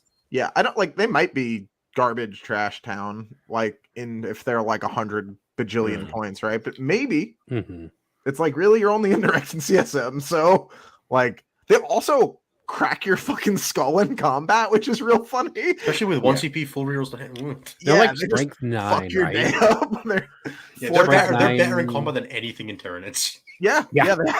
Oh, that's so sad. What are they? 4 attacks each at strength 9, AP something, flat AP 2 damage too. Yeah. Okay, so that they're the same profile as a Hive Tyrant, basically, with 1 less attack. Look, I've had a great 3 months playing Chaos Marines that have the same melee as Hive Tyrants and World Leaders. I'm looking forward to doing it again in 10th. Sorry, Hive Tyrants are so trash. No, it's great. All right. Yeah. Can I talk about why I don't think Chaos Marines are great? Quickly? Yeah. Sure. Okay. I think inherently, at launch of game, walking at people is not going to be a viable strategy, which they're sure they are fast and they're good at getting there. You can have advanced charge and smash, but you're losing access to your reroll stratagems and all that kind of thing. You got to walk that shit at your opponent, and that is not going to work into any of the armies that we think are going to be good. You can't walk at Eldar, you can't walk at Deathwatch, you can't walk at Knights. Sure, that's 4 of the 8 lists of WTC, and then you've got to be the best of the melee armies that fit in the rest. And we've still to see Grey Knights, we've still to see actual Imperial Knights. Well, they can play off the board a bunch, right? Because they have a lot of deep strike, and you can you're then just hope in a prayer. Yeah. Well, no, you can rapid ingress, right? And then move up and do things. As an example, Abaddon's Terminator unit has all the keywords, so it can advance and charge, right? Drop, advance, go. Sure, there are things you can do, but it seems like you're jumping through a lot of hoops for what seems like the same damage that other armies are putting out at range in melee, which I think is just inherently slightly limited. I don't think other things do nearly the damage that CSM is capable of. There are some things that do, but CSM's damage ceiling is much higher than most armies. That's fair, but I just think that the fact that you have to deliver it in such a more difficult way, yes, it's possible, but there is a limit on the amount of CPU you have in a game. If you're trying to chuck full reroll stratagems at your obliterators and your possessed and rapid ingress, there is limitations to the amount of things you can do in a game. And I think the fact that you may be called upon to use a lot of them results in this book being for me, I can't I don't think it's a bad book. I think it's the second best of the ones that we got revealed. I think it's worse than Chaos Knights, maybe third best. Thousand Suns do look better for me, but I just it seems like it has a lot of limitations in the way that it inherently interacts with the game that feels like it's in the same kind of boat as Tyranids, where it just kind of needs a little more time in the oven with regards to game balance to actually be able to cross the board. I think we'll see. I don't know. I'm pretty... Yeah. Again, this is all theory crafting. I'm more than happy to be wrong on this shit. It's just my initial impressions is I think it's going to struggle across the board. Yeah. Especially when you're trying to play on fucking player play screen where you got 3 bits of training, you're half of the board. There's not a world... stage do. There's no world where I play a player place game again unless I'm playing specifically at one of Jeremy's events, and I'm hopefully changes off that system eventually. Player place against Chaos Knights, you're just oh god. Yeah. So, Innes, you're hyped about Chaos Knights. Tell us about Chaos Knights and why you're hyped. All right. I think having the only access to fly in the game is still pretty good. And nothing else and towering is fucked, and nothing else matters. I think that that's the 1 CP stratagem to walk. Yeah, the 1 CP stratagem to walk your walls. I think they did a good job of making the big Chaos Knights feel like big Chaos Knights. They are reasonably resilient. Toughness 12 is a great break point. It makes strength 6 and more W. There's not a lot of strength 12 in general. You can have armor attempt on one of them. The other one can be a backfield shooting unit if you're running 2. They have relevant buffs, and War Dogs are a little lower. It feels like everything got cranked down a stat on most of the weapons. They lost a point of AP here, a point of strength there, relatively, and that's fine. And then broadly, all the ones that aren't carnivores lost an attack by virtue of not playing Iconoclast anymore. But compared to the rest of the way that the game has changed down, they have stayed relatively the same defensively, and they don't degrade anymore. and they've gotten a little weaker offensively, which is fine because they mostly overkilled stuff that they were really worried about killing anyway, or got into grindy fights, which they're still great at. And with not degrading, that keeps them doing that longer, which results in a very easy to transition to the current edition of version of the list. I think the knights you play might change. Like brigands look very good now. Huntsmen look pretty reasonable. The Melta is a pretty good profile. Stalkers are still characters, so if you want to play like 12 war dogs, 13 war dogs, whatever the points work out to, still an option. But I think broadly, that seems like it's a very powerful codex, and towering is fucked, which pushes it over the edge into me putting it into like the not quite like Marine, like it's not like Marines and Eldar, but it's definitely like up there with like the next set. I think that they're very interestingly positioned because it looks like we're trending towards a world where people are like, these are my 4 badass units. And CK and IK can just be like, hey, 10 threats all over the place. Yeah. Good luck. It will a little depend on like knights are one of those things where it's super vulnerable to like a point being 5 too high, where like does it mean two big knights, 7 small knights, and 2 big knights, 6 small knights is huge. Right, so they are going to be very volatile in that sense. But I assume that if we're keeping it around the same, and we sort of like you have the option of like 110 or 2-7 or 3-4, then it will probably feel pretty similar to now, but better, which I think is a good place because Chaos Knights are one of the more interesting but not overpowered factions of right now. They have some polarized matchups, but they are broadly pretty healthy. I think towering will make that not be the thing, but in time, I think that it's a cool codex. It has cool options, and it seems like it has some cool like built-in synergies. And being able to mostly ignore terrain now, with like conditional, like you're losing a ton of output to do that. Like you can't use command rule strats, you can't use technique shock, all that kind of thing. If you start doing the 1 CP strat to walk through walls, so like you shouldn't be using it all the time, but having the access to it changes that dynamic a ton. I think that they benefit from tower. I'm assuming they'll benefit from towering slightly less than something like IK.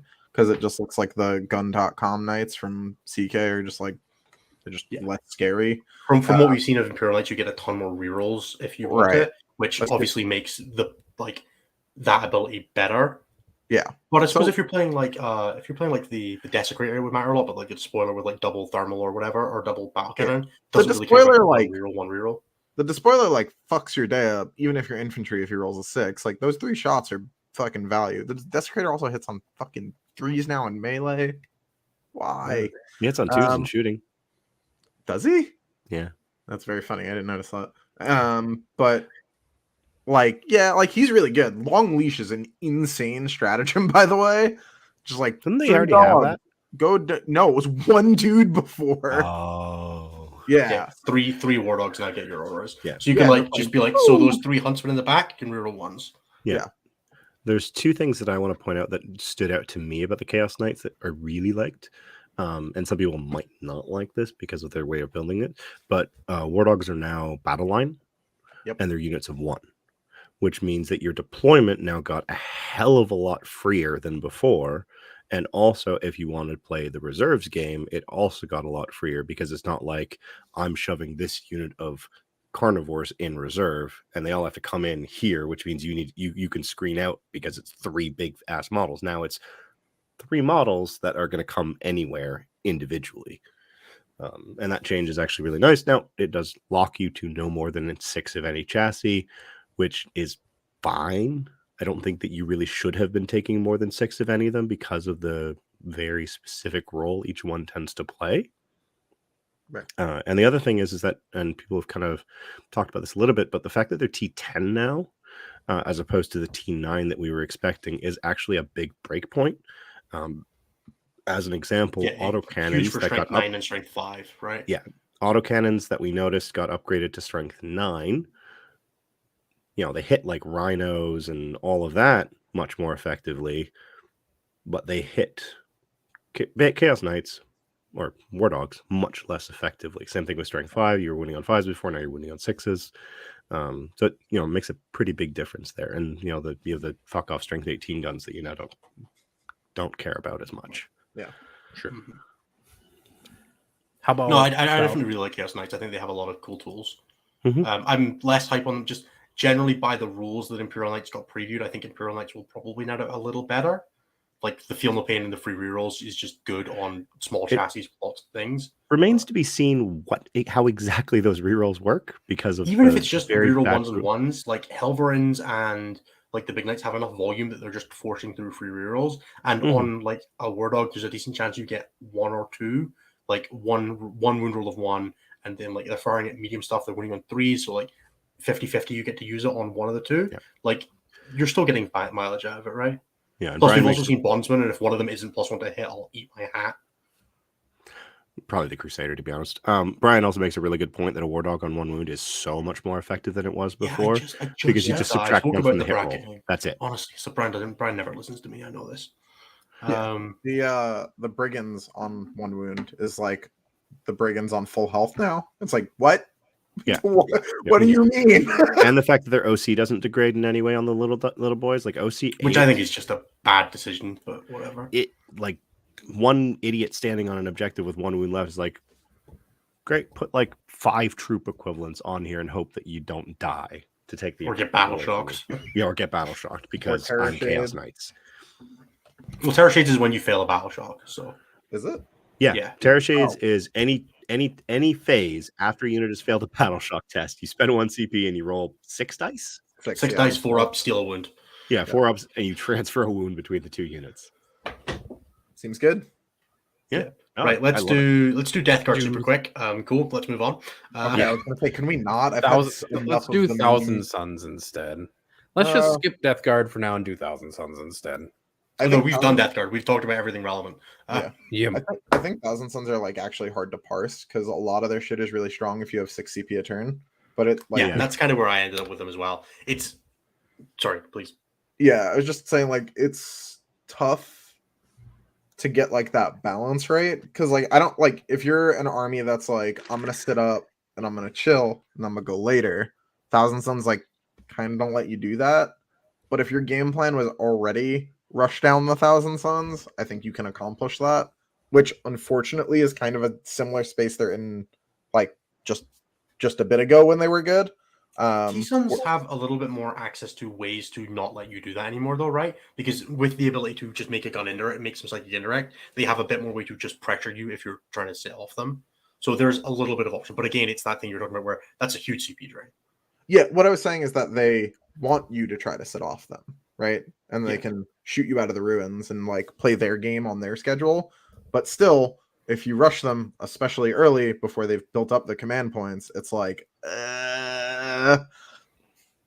Yeah, it's also, I think they have a big issue of rubrics are just not a thing worth buffing. Like one squad, great. You can, put like Araman into them, get them +1 to wound. They can be your CP sink because you don't necessarily want to spend them on Terminators or whatever because they don't get as many buffs offensively.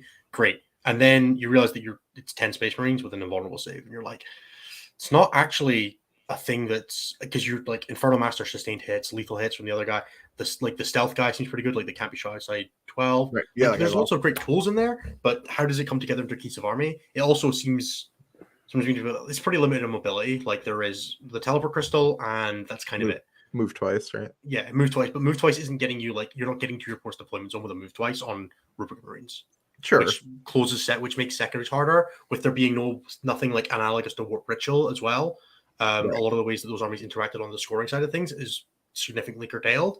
And I think an army like Thousand Suns that is pretty slow will struggle a little bit in the maintenance of its game plan in that sense, where if you sit off them and let them build up, they can keep pressuring you, spend the auto CP every turn from the Cabal Ristles to indirect fire some guns at you or Magnus's gun at you or whatever, who cares? Right. But how does that together into a cohesive whole?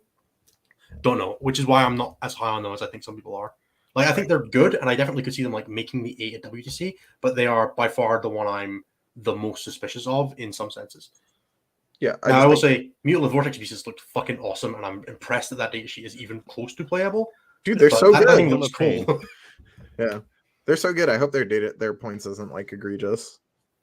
Yeah, slam a 5 at Feel No Pain on anything is pretty good. Mm-hmm. Yep. Chaos Demons. All right. Be'lakor is really cool.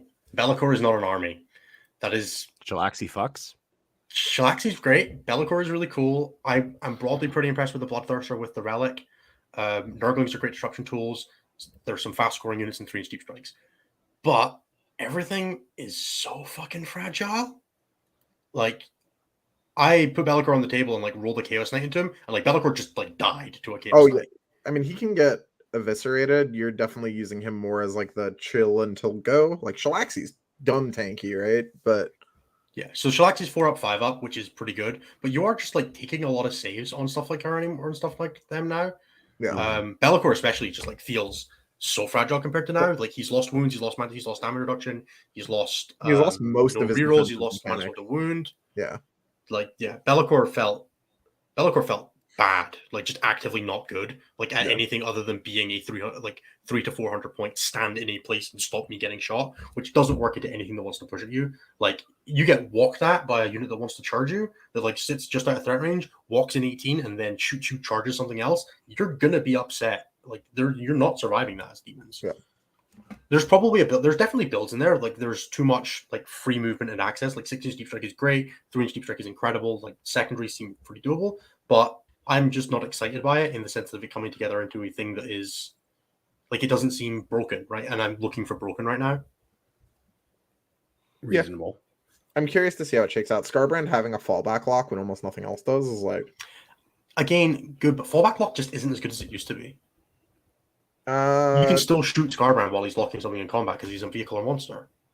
sure. I meant like the homies, right? Like Yeah. But again, you can still shoot the stuff Scarbrand is locking in, right? So Yeah. I don't know. It's still good. Like it's not, Yeah. but it's not what it used to be. Yeah. I don't know. I'm not excited. It's Starbrand. Skulltaker is hilarious though. I love that data sheet. that guy does big damage. But yeah, I don't know. I definitely have demons like demons T-Suns. It's like CK, then demons T-Suns, and then CSM for me. But I think there's a big gap between CK and demons T-Suns. Okay. Do we want to do questions then? Yeah, let's do questions. Yeah, we're out of the thing. That's all the indexes. Awesome. Yeah. Yeah. We So made tomorrow it, we are as expecting did it. Imperium, and then Thursday we're expecting Xenos, which is big stuff. I'm really looking forward to that. And then Friday we have points. I may try and pop on for a live show after points have come out with somebody if there is time to do it. But we will just to give some like initial thoughts out reactions before Tuesday. But we will play that by ear, and there will be a video will pop up at some point if we're doing that. But we may end up doing that on Thursday sometime in the evening or Friday sometime in the evening. Right. Standard question rules apply. If you ask the questions in our Discord, you get your question answered as long as we don't run into like 3 hours of time on the show. Otherwise, pop them in YouTube chat. One of us will probably try to find them. If you super chat them, we'll definitely find them. That's I about read it. the first 3 questions and I'm having an aneurysm. So, All right. The first one is from Jake B in the Discord. It says, "What's your favorite dumb stat check Discord joke?" for me, it's got to be the peach when people join the Discord. The peach that's just like doing like the it's my favorite thing. It People doesn't even have have like a definitely chilled reason. out a It's little just bit. It used to get like 10 reactions every time. Now it's like 2 or 3. But so come on, guys, I want more reactions to the peach in the landing channel. All right. You know that's going to be the only call to action that works, right? Like the next piece. Yeah, that lands 100%. in- That lands in. Yeah, fine. we're gonna have like It's 2 gonna be people like- that's supposed to post their decana points and like 400 people doing response to the peach emoji. Yeah. A couple of these I just want to skip, but I guess I'll do one of them. Do you guys want to answer that question? Oh, do you guys want to? I don't know if I have a favorite meme. Like the fact that I keep getting like screenshotted and turned into memes is kind of funny. Like it doesn't happen to anyone else really. Just You're memeable. We have Mr. You're Stat memeable. Check, obviously, but Yeah, but we don't. That could be anyone. So True. All right. Next one's from Press in the Discord, which says, "What's your favorite tooth in 40K?" you can't handle the tooth. Definitely orc teeth. Yeah, it's definitely Orc Teeth and definitely Gazgul's like one tooth that's left, probably on the left. I don't know. That's I'm gonna skip Grant's question because it makes me uncomfortable. That's fine. That one, John asks, "What do we think of the new Death Leaper model?" Sexy. I think it slaps real hard. It's a good model. I don't like it very much. You can give me yours. It's okay. Like it's I will buy it and I will paint it and I will be very happy with it, but I don't know, it just doesn't.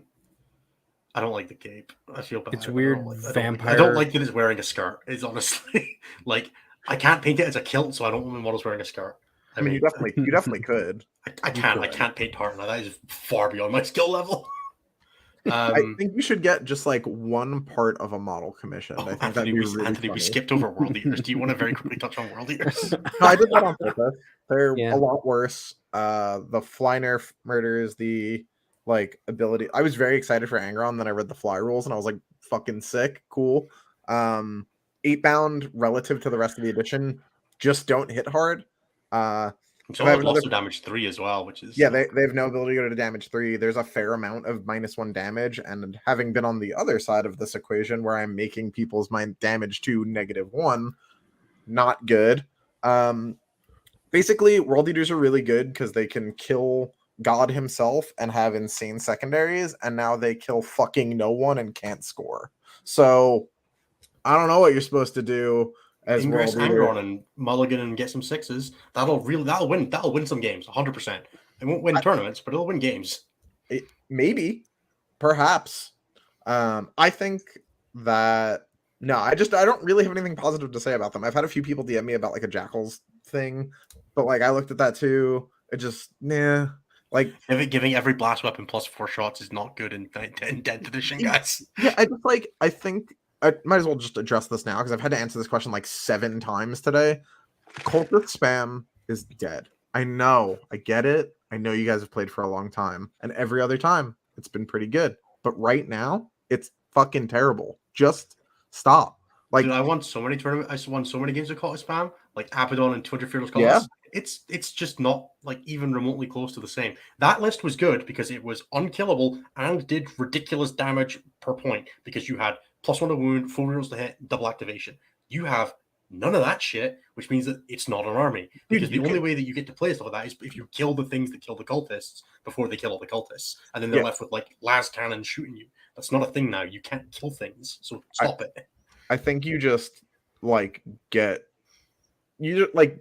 that list is tanky, right? Like it's 120 wounds. It's resilient, yeah. With like a 4-up and then a 5-up, because assuming you're Yahtzeeing into it every time. But we've seen armies like this, right? Rackhorde was just a thing not too long ago. And that had guns, and it was good because it had guns. Yeah, it had offense. It could do things. It also had advance and charge. It also, perhaps most importantly, wasn't playing in fucking 10th edition where we have rerolls and devastating wounds. And the only thing more devastating than those wounds is going to be your morale after one D-cannon squad kills all of them. Also, they can just shoot the prince, and then you don't have a 4-up anymore. I was just going to pretend the prince was in a magic box that kept him safe. Even if he's alive, even if he's the last fucking thing to die, I don't think it matters. Reasonable. Anyway, yeah, Death Leaper is less cool than the Parasite, so I kind of just like was not that impressed with Death Leaper. I kind of disagree, but that's okay. I love the Parasite model. It just does. It's a good model. Everything I want in Tyranids is the Parasite model, but bigger. So I wanted a Lord of War. Is what I wanted. It's not a Lord of War. So I did see that Brian offered to paint the tartan for you. I did see that, yeah, and I'm almost tempted to take him up on it. You should do it. Logan asks, which missile slaps harder in combat? The Brood Stealer missile with all those dev wounds, or Helbrecht with his 5-up crits? I like the description of him as a hate-driven flesh missile. I do love that. I just didn't like. They're both fleshy missiles, guys. They're both made of flesh. Neither of them. Yeah, but one's robots. hate-driven and one is just instinct-driven. Okay, fair. I wish the Broodlord was Synapse. Then I'd like Genestealer Bomb. Wait, the Broodlord's not Synapse? Broodlord's not Synapse. Neither is the Parasite. Oh. What are we doing? Yeah, I know, right? I think that answers that question a little bit. Is what are we doing? Yeah, my local BT player is so excited about the idea of Helbrecht leading 20 Crusaders because he just looked at the numbers and it was like 100 chainsword attacks that auto wound on 5s. Yo, to hit real quick, Helbrecht hits pretty hard. He hits a lot harder when he gets the Sword Brethren buff. Oh yeah. What the fuck was that? Who thought that was a good idea? Yeah, there's definitely some interactions there where you're just like, they didn't think about that character in that unit. What's real the Sword Bearer chaos, buff? real quick. Sorry, I forgot about this before. Only because I just noticed it. We're doing a 2-hour show, guys. We all knew this. Yeah, I just only noticed this today, like in like the end of the day. So the mop, when he is attached to possessed, gets his stupid get like if that unit packs when he shoots something, gets devastating wounds, that motherfucker has anti-psyker too. So and he's got precision. So if you just walk up on a unit with a psyker in it, you're like, wow, it takes 6 Well, it's a good job the Broodlord's not a psyker anymore either. I think yeah, easy then. Sick. Yeah, no, yeah, Broodlord missile, like it's good contextually. It's like a Meat whole missile. bunch of strength 4 dev wounds, which is like sure, if you charge something on an objective, you're probably gonna do like a bunch of damage to it. But anything else, you're like flesh tickling. So Yeah. It also doesn't advance in charge anymore because turrets only get that on Hormagaunts. Anthony, how are you feeling after all the chaos releases? Broadly pretty positive. Most of them are good. I think CSM will have a spot in an 8. Mild pilot bias because I think like me specifically playing CSM will have a spot in an 8. But I'm really sad about world leaders. I'm not going to front. Like my world leaders look really dope. I have a lot of like really cool berserkers who are just less valuable than the plastic they're made out of now. And I just like, I don't know. I'm coming off like a pretty hot streak of eaters, and I'm just sad to watch them become garbage. There's how I feel about Tyranids, Anthony. Yeah, no, I get it. Like it's not fun. Yeah, no, it always sucks when your army goes from whatever it was. Like I'm pretty sure I could probably play Tyranids at WTC and like scrape some 8s with them and do a great job in a team. I just don't want to. Yeah, you would be the best at taking Eldar down to a reasonable score and making them go, what the fuck was that at the end? But unfortunately, Scotland's pairing strategy does not allow for that. So you sure can, like, what's the phrase I use for? I can't say it on air, but you sure can jerk off in the corner for 35 minutes to score 7 points as Tyranids every tournament round. Yeah. Sure. Yeah, you absolutely can do that. But like, you know, don't do that. Don't be better. Yeah, it's gonna be fine. Just play something that doesn't suck. Oh, you just described our Grey Knight strategy last year. Yeah, like how well did that work for you? He got 7-8 points every game. That's better than our Necrons. Anyway, keeping it moving. Derek asks, "What's your favorite obviously busted Wombo combo to come out of that we've seen so far?" It's got to be the Possessed. That shit is hilarious. That is really funny. It's not Sternguard funny, but it's pretty funny. It's funny. Yeah, one CP reroll all hits and wounds on dev wounds, which is just like, yeah, it is really funny. There's something just extra amusing about it because it gets to combat and then it just deletes everything in front of it in a wave, basically. Yeah. Look, I am biased as shit because I love Possessed. Like 8-bound in World Eaters, Possessed in CSM, Possessed in Death. Anyway, that model is the shit. I love Possessed. So I'm really happy they're good. I'm really hopeful that whatever the nerf the Devastating Wounds is doesn't just like remove Possessed from viability because their base weapon stat line is fucking awful. So like I really need to. Yeah, they're really relying on the fact that everything's toughness 10, so they're wounded on 6s. Yeah, I really need Devastating Wounds to remain like a functional keyword, just not what it is. How much do they hate charging it to Lazarus' squad with 3 Philippine against mortal wounds? No, only he has that. Oh, it's only fuck's sake. It's his helmet. His helmet gives him. And Honestly, only him a feel of pain. Also, I would definitely just beat that squad to death with my base profile. They kill Marines fine. It's like 40 saves. Yeah, that's fair. I feel like they kill most anything they get to. Like if you can grab it in combat, short of knights, probably. Knights are probably a hard time. Knights die in embarrassing speed to Possessed. Yeah. Even with 6s to wound them? Even with 6s to wound them, -1 damage and a 6-up feel no pain?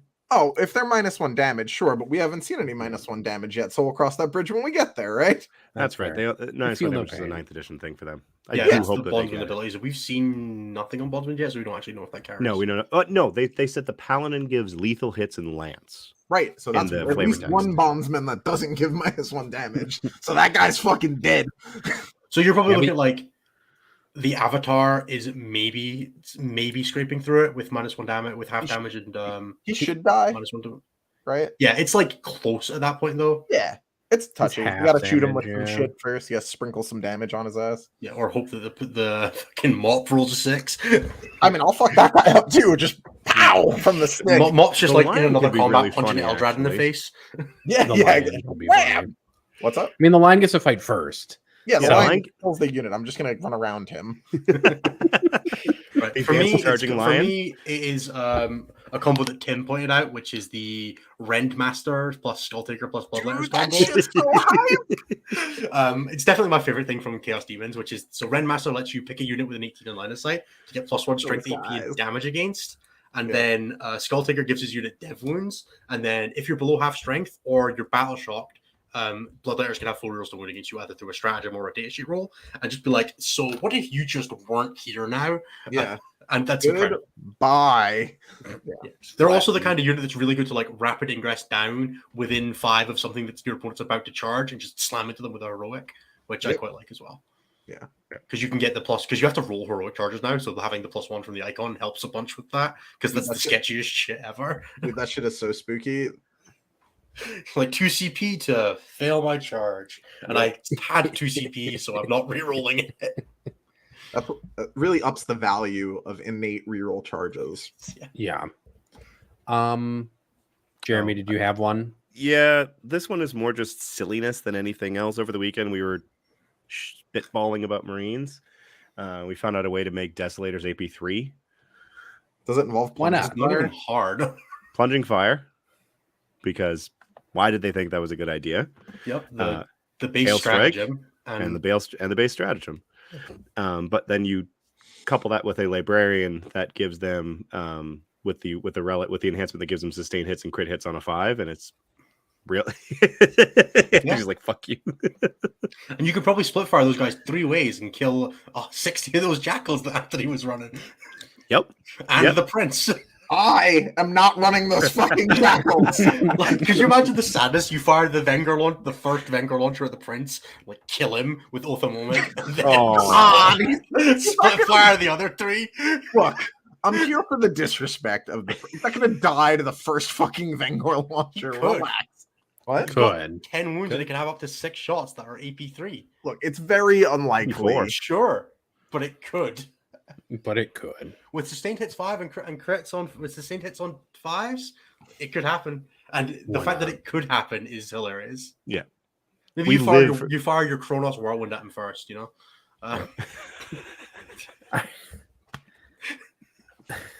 All right, Jeremy, the next question is for you.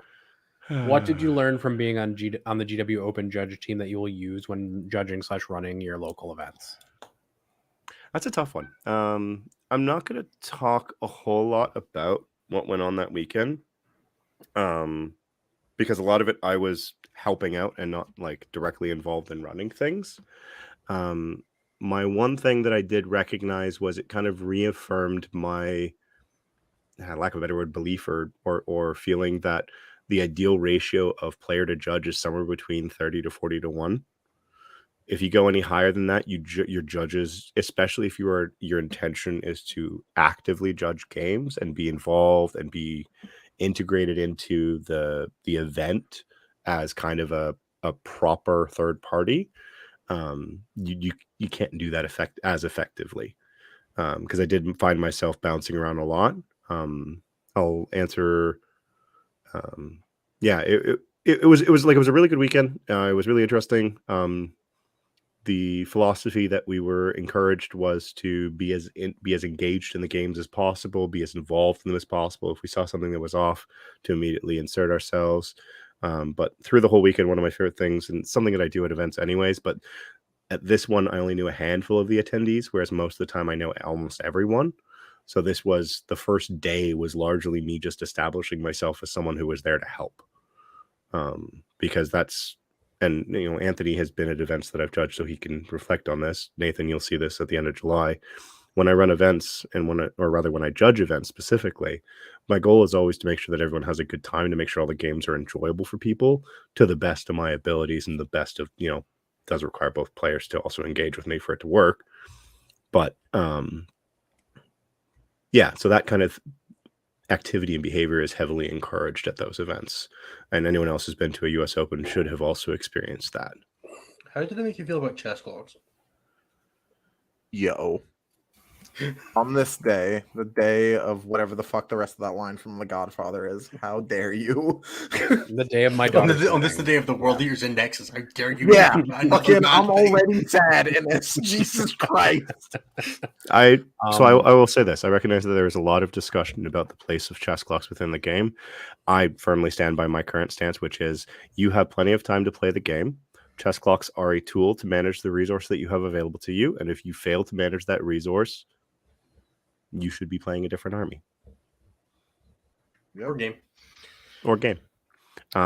Because at the end of the day, we have schedules to keep on events, and if we have trouble meeting those schedules, there has to be some mechanism by which to enforce that and to ensure fair play. And fair play does mean things like people having an equitable amount of time on the clock. Just because you're playing a horde army and your opponent's playing knights doesn't mean you should get 2/3 of the time. Your opponent should be able to think, to respond, and to move things and to roll all of their dice in the same amount of time that you have available to you. And there isn't really a good way of doing that short of us playing 6-hour rounds and having a lot of downtime during the day. Yeah, I'm aware. Having a lot of downtime during the day. Don't even bring that energy into the world, Jeremy. Or having firm guidelines around the use of chess clocks. And I recognize that there are some people that will abuse those chess clocks, but you can have rules and you can have people who, enforce those rules that keep that from happening. I think that people fill the time they are given. I think that you could probably get 40k down to about an hour and 15 each side, somewhat reasonably. Which is what we do locally. We do 2.5-hour rounds typically. Yeah, and still play like most of an accurate game. We do 245 with 15% out, so 230. You definitely like to a credit of a conversation that I was having with Brian a couple of days ago. You definitely sacrifice some degree of like measurement precision when you're doing that. 100%. But like as long as you're like both sides are like, pretty communicative about it. If you play a cooperative game of 40k, I think you can get it down to like an hour and 15. But I think that like you saw me play Sean. We were fucking around hardcore. Like it was like bottom of 3, like 2.5 hours into the round, which didn't, matter because we finished on 4 or something because we were playing combat armies and our last 2 turns were 10 minutes. But if we were playing on clocks, that would not have happened. Like No, and it's also one of these things where Anthony can corroborate this. I walked by, saw that they were playing, and said, "You guys will have a score in by the end of the round. I know that I don't need to monitor you because the two of you, one, are reasonable players. You're playing as Inna said, a cooperative game here." Anthony said that. Oh, Anthony said that. Oh, all right. Yeah. Either way, like you guys are on the same level in terms of expectations and everything else. I mean, the rounds at the GW for the teams event were 4 hours. Including pairing times, which pairings take ideally pairings only take like 15 minutes. For what it's worth, I don't think it's worth chasing the 2.5-hour round time. Like you don't if you're playing like a 3 tournament game day, there is not a lot of benefit to shaving 30 minutes off your round time. Just play 3-hour rounds. It really doesn't matter. Like unless you're like desperate for time, it is generally better to just let people have the bit of breathing space. Yes, some people will finish early and be bored, but no, I don't think everybody's really complaining about leaving the venue at 8 p.m. instead of 7 p.m. for you having like reasonable round times. No, I agree with that, and that's why most of my events have moved to 245 rounds. But that's because we also do 4-2. Yeah. There is like obviously there's always the aspect of the game where like chatting to your opponent and having some social experience, bantering back and forth like during the game is something that some people are looking for.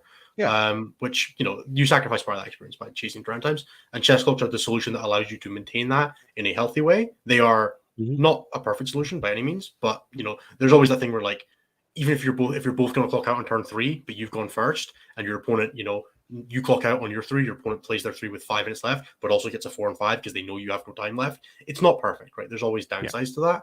And it doesn't work well the other way either, right? Like you can't, like if your opponent was the one that clocked out instead of you, like it just flips the thing, but it doesn't make it not a problem. Which is always there's a tension to clocks, right? There's never anything perfect with them. Yeah, I but do they're the best solution we have right now. I think that there's a lot less tension to time if people just treat it like CP, but I know that it's a resource to be managed. that opinion is fairly controversial. So I will say, if anyone's looking on how to manage things fairly well, the WTC did recently release their updated chess clock rules, and I actually really appreciate how they've handled them. You should, because they changed considerably how they did it from last year. Chris read them for me. Yeah. Basically, right now, if you're out of time, you incur a timekeeping penalty. Yeah, I did see that. And they stack as the event goes on. But it is quite simply, the clocks are there to as a firm. This is the round. That is how it's going to go. If you have not finished your game and your clock is out, you incur a penalty, either in singles or in teams. Right. Let's bounce on to the next question, because this question wasn't even about clocks, so that was my fault. Yeah. The chat has requested a 4-second silence for Death Guard, and I'm going to say let's do a 7-second silence for Nurgle's number.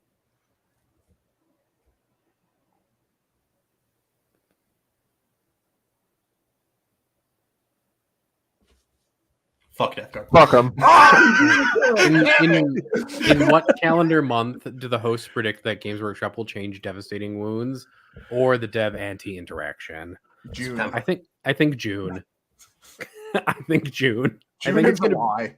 And that's pure like weapons grade, like snort it off the desk in Wall Street copium.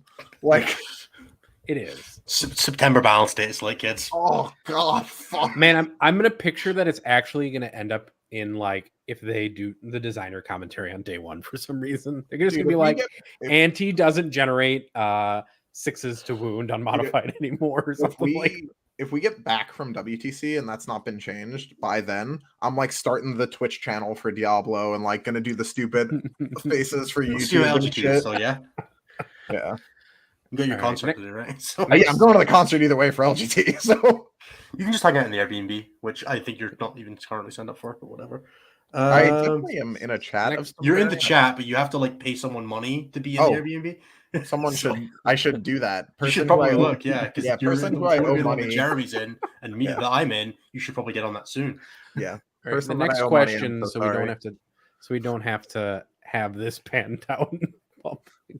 Dan F asks, in this hellscape of indexes, does any team have a leg up at the WTC? I am I'm using my Like, is something anybody amendment best rights to not organized? incriminate by not commenting on this. Because what? But I'd missed the question. Does anybody have like a leg up from at the WTC?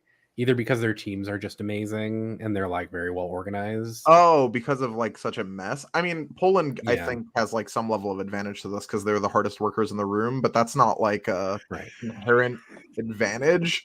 Like that, they're up on that. Like even if it's not a shit show, you know what I mean? Mhm. But like, yeah, I don't know. Is that like? I think that's broadly true. Like maybe that's different, but I don't know. that's how I feel. Will asks, what do you think won't get a day one FAQ that you think should, which is probably just dev wounds and anti. Dev but- wounds. Definitely anti indirect and towering. Yeah, all those things. Like just remove the towering keyword from the game would be my first Yeah, FAQ. Just take towering and launch it into the sun, and then put indirect to Oh, how it used to. be. Actually, let's do the rule. Fucking plunging fire. That rule does not need to exist. Yeah, what was That's that? never getting removed. But why does it exist?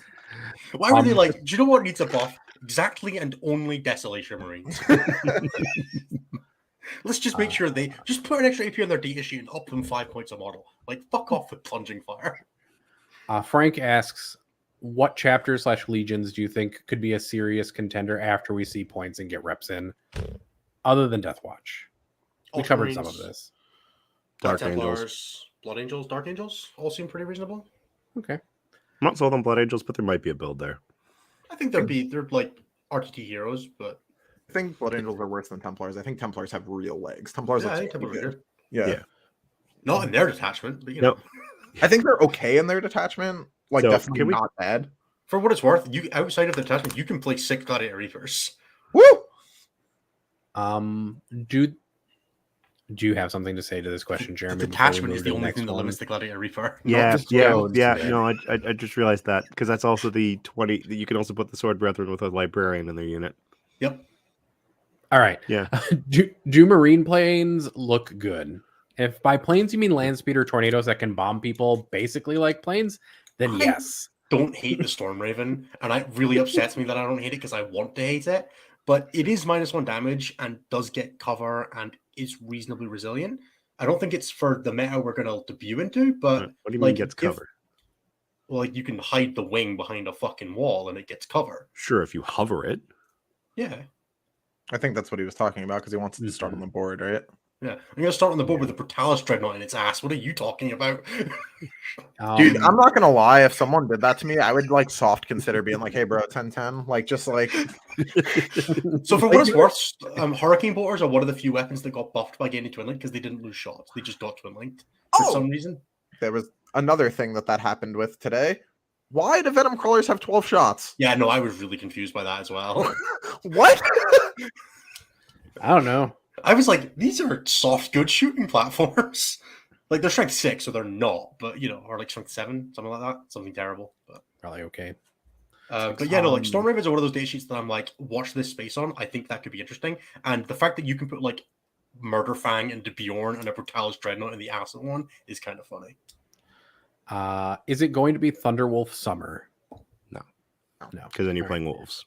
No, That's not a question. Will Spore Mines be a problem? We answered this a little bit earlier. I don't think it's a problem necessarily. I think they're but a they might negative be. play pattern again. Yeah. I don't think you can't advance within 6 of me is a good mechanic. Yeah, that was a Yeah. confusing choice. Yeah, the fact that Yeah. it's like you have to, if you like declare the advance, you just like can't go through. Like, I think what? they Mhm. made it so that NID's like the only way they'll be good because they don't have like good data sheets to like play a reasonable game of 40k. Sheer Like, control. yeah, well, no, I think the only but like the only way they'll be good is that they'll be awful to play against, which is kind of shit. Yeah, We're gonna that's have- definitely what control armies feel like, right? You're Yeah, gonna Something have a you've blown terrible Magic time. before, right? Yeah. Oh, why would you need to hover to get cover? Says Ashley. There's no aircraft or towering exception, and I think she's right. I don't remember seeing one. I just trusted you. Towering gets cover exactly the same as everything else, so I think aircraft do too. They just don't. They just they don't benefit from it from woods. I don't think. Now I'm concerned. I'm just gonna. We talked a little bit about Chaos Space Marine Brews. Favorite battle line unit from the indexes so far that you'd consider taking a full 6 of? Narglings. Are Yeah, Nurglings holy battle moly. line? Those Yeah, guys they're are gonna go assholes. The fact that Nurglings come battle back line. with D3 models when you pass a battle shock test with them is fucked up. You can do some real dumb shit with their like the drop them 3 inches from opponent and like ring their battle line. I have fucking Liam Scarab flashbacks. Like, At least they're OC0. sure. Yeah. I don't think they're like busted. I think they're good, but I think that it's okay for a unit to be good, right? Like that's always the thing that's back to is like I don't think it's bad. It's okay for units to be good and have roles that they're powerful at. War dogs, obviously, yeah. I don't think I would ever play 6 of any specific war dog just because they're too diverse and different toolboxy. But Armored or Warglaives will probably be something that falls into that kind of place. Other battle line that are Gargoyles are super cool. Like I would probably consider playing 60 Gargoyles if they were pointed like 6 or less, which they won't be. I think that's kind of Gargoyles were going to be the pick that I had. I guess if like Sternguard got like the hammer, Deathwatch veterans. Oh yeah, Would be the Deathwatch thing that you'd fill out Deathwatch with. like kill teams in general are quite good. Well, the kill teams themselves are battling only the veteran, Oh, like the base squad really? is. Interesting. Yeah, they're also OC1 on all the kill teams, so there is like actually a nuance to them. Weird. But Deathwatch veterans, I think, suffer from the "all my friends are great" syndrome, like the opposite of all my friends, like where you would never run 6 squads of them because you can do everything you need to do with them with 1 or 2 squads, and then take other more specialized units. Yeah, there's not an army. Oh, there's a really specific example. If Lucius is your warlord, you would consider 6 noise marine units. Would you? And obviously 6 squads of 20 jackals. They're not There like you go. they're not great, but like they're quite good. Like they're not a bad unit. They're well rounded. No. I think that's it. Pierce has a couple questions then. The first one is, how are you all approaching the indexes being released? It seems like far too much information to absorb directly. Spreadsheet. Spreadsheets, hive mind. I'm approaching it Hivemind. badly with Diablo mostly. Yeah, that too. I I read can- every date sheet as soon as it comes through, and then I go through and individually rate every single one of them again, having reading them a second time. I can say It's while I a was lot reading of through through the Space Marine Index that I switched to watching a YouTube video about Diablo 4 instead. About 200 pages into the Space Marine Index because I was One of getting a my little teammates tired of messaged me. He it. was like, "I've been going for 50 minutes and I'm still on captains. I'm stopping. Someone tell me what Yeah. I need to care about." And I was like, "I feel you. I did that with Death. I did that with Death Guard. In fact, I'd actually the only thing I read in Death Guard was the Miasmic Malignifier data sheet because I'd read everything else with the previews. But It's like it's 250 pages of data sheets. It's just too many. Yep. Innes mentioned that Nid seemed like an army that he would have liked when he was a worse player. What did he mean by that, and how have his preferences changed? Well, that's a cool question. Okay, so as I've developed as a player, I spoke about this on when I did my hardware episode. I broadly value finishing games quickly and finishing games easily. In the sense that I want to basically play you for 30 minutes and then go for a nap before round 2 or round 4 or round 7.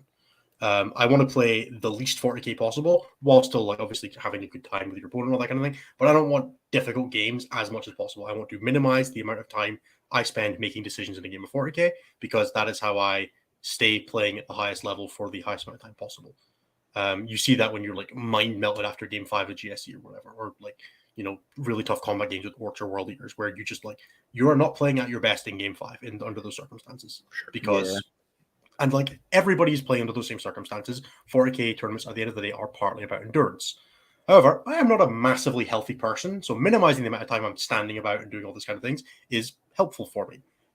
I would very much enjoy the process of sweating through 6 super tough games with Tyranids or like 8th edition GSC or whatever, right? Like it's fun. Like there's you get a lot of thinking power out of it. Like there's, you know, when you win, it feels very rewarding. However, a lot of that kind of thing is shifted to more results-based analysis, which is probably not the most healthy way to do it, but I'm generally looking for outcome more than process now. I mean, not that I wasn't when I was weaker, I was just less good at getting the outcomes.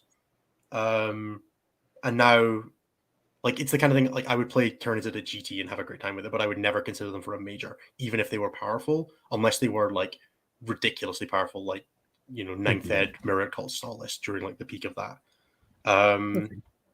So it's just kind of like, I don't know if there's, like, an amazing way to, like, phrase it exactly, but broadly, I don't enjoy the idea of struggle bussing through this stuff to try and, like, win a golden ticket just now, if that was a thing that I cared about still. Because it just sounds unpleasant. Whereas playing an easier army that gets me the same outcome, like, I don't place inherent value on the struggle of your army. Like, just because you're playing a harder army doesn't make the results you get more valuable with them. Like, obviously, we give people shit when they win tournaments with piss easy armies because it's funny and jokes are. But like for me myself, I don't place a lot of value on winning a tournament with GSE versus winning with Iron Hands from the current meta. Yeah, I don't care at all about how like difficult the army I'm playing is. I'm gonna be entirely honest. I think that's like a thing that people use to make themselves feel better when they go 3 and 2. Yeah, like if you're gonna win the tournament with either, like it sure does look cooler doing it with a worse army. And like there is, you know, like funny haha, like you take like if you take an Imperial Fist or tournament, I'd give you a ton of props for doing it. But like whatever, right? We're all just playing toy soldiers. We don't score style points in 40k, guys. Exactly. Yeah. I mean, we do a little bit, right? There's always like, there's external value to it, but like you're not getting more ITC points because you played a style army. So Typhus has a question. If you could eat one food for your whole life, what would it be? You have to be specific. You can't just say an umbrella term like pizza or pasta with sauce.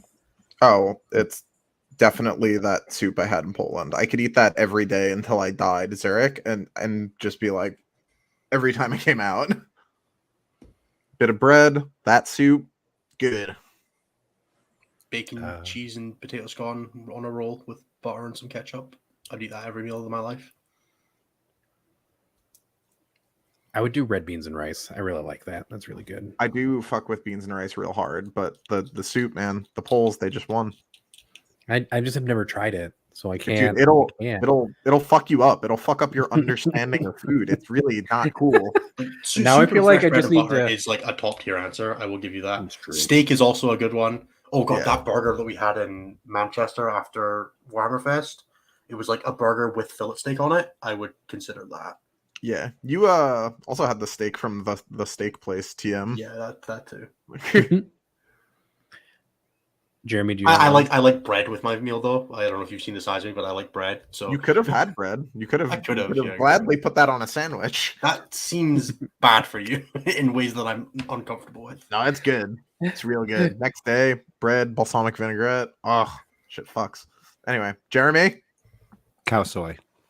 what? Oh, that's a good choice. Oh, Thai dish. I understand. Sorry, Yeah. I understood that as two separate words. No, and was cow like, soy. what? For anyone who has not experienced it, when I was in Chiang Mai in Thailand, I discovered it. I had it there for the first time, and since then I have lived to try to find that experience here, which is unsurprisingly quite difficult. Because when I had it there, so cow soy is a the best way to describe it. It's a curry dish, but it is just amazing. You got chili, shallots, a nice mellow broth, some good citrus vibes to it. I usually get it with beef, and then just delicious noodles on top of that. And the part that has made it extremely hard to find it was the one that I had in it had curdled blood in it, which was I like it. absolutely amazing. It sounds And- delicious. Oh, it was so good.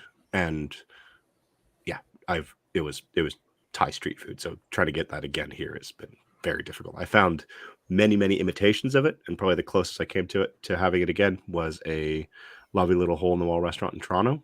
But yeah, that's what I would eat every single day, would be cow soy. I like it. Ethan asks, do you believe it will be a shooting meta at launch? 100%. Yes. And if so, will it be because shooting is safer into an unknown meta, or because shooting is really that much stronger? Shooting. Okay, so like right now, when humans do war, we don't hit each other with sticks up close because it's better to be far away and make death. That same principle applies in the game too. I'm just realizing now that I said that it's open now, but whatever, it's fine. Like, just Combat will still be fine. There will Yeah, still be things, yeah. but partly it will be because people are not going to be used to the new way combat works and the new mechanics and the ways to abuse it, which means that people will not get the most out of it at the beginning, which means that it will also just feel worse. Especially if you're coming to it with a ninth perspective. Give it some time to dull out and combat will like spring back, but it always starts as a shooting meta. There'll be things that play combat, but like shooting is easier, simpler, and looks better right now, which means that it, in the collective spirit of people who play 40k's brains, is better. Yeah. Because we How are many- all tribal little bitches. Jake has a second question, which is, how many 32 millimeter bases do you think you could fit into your mouth at once? 37. That's a 40.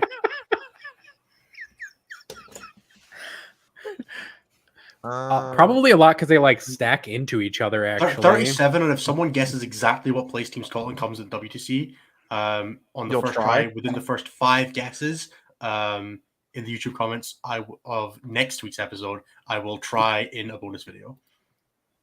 all right. All right. Now we're just going to go to the next question. Jeremy, what other international/national judges were at the GW event, and what did you learn spending time with them while at the GW Open, if anything? Okay, so there were for the duration of the event, the ones that I interacted with the most, we had 4 judges that were handling the teams and the singles for the whole weekend, and those are the ones that I spent the most time with. The one that I worked the closest with would have been Lim Calvin, the former captain for Team Germany. He is. I joked that he's the German Curie, but he's better.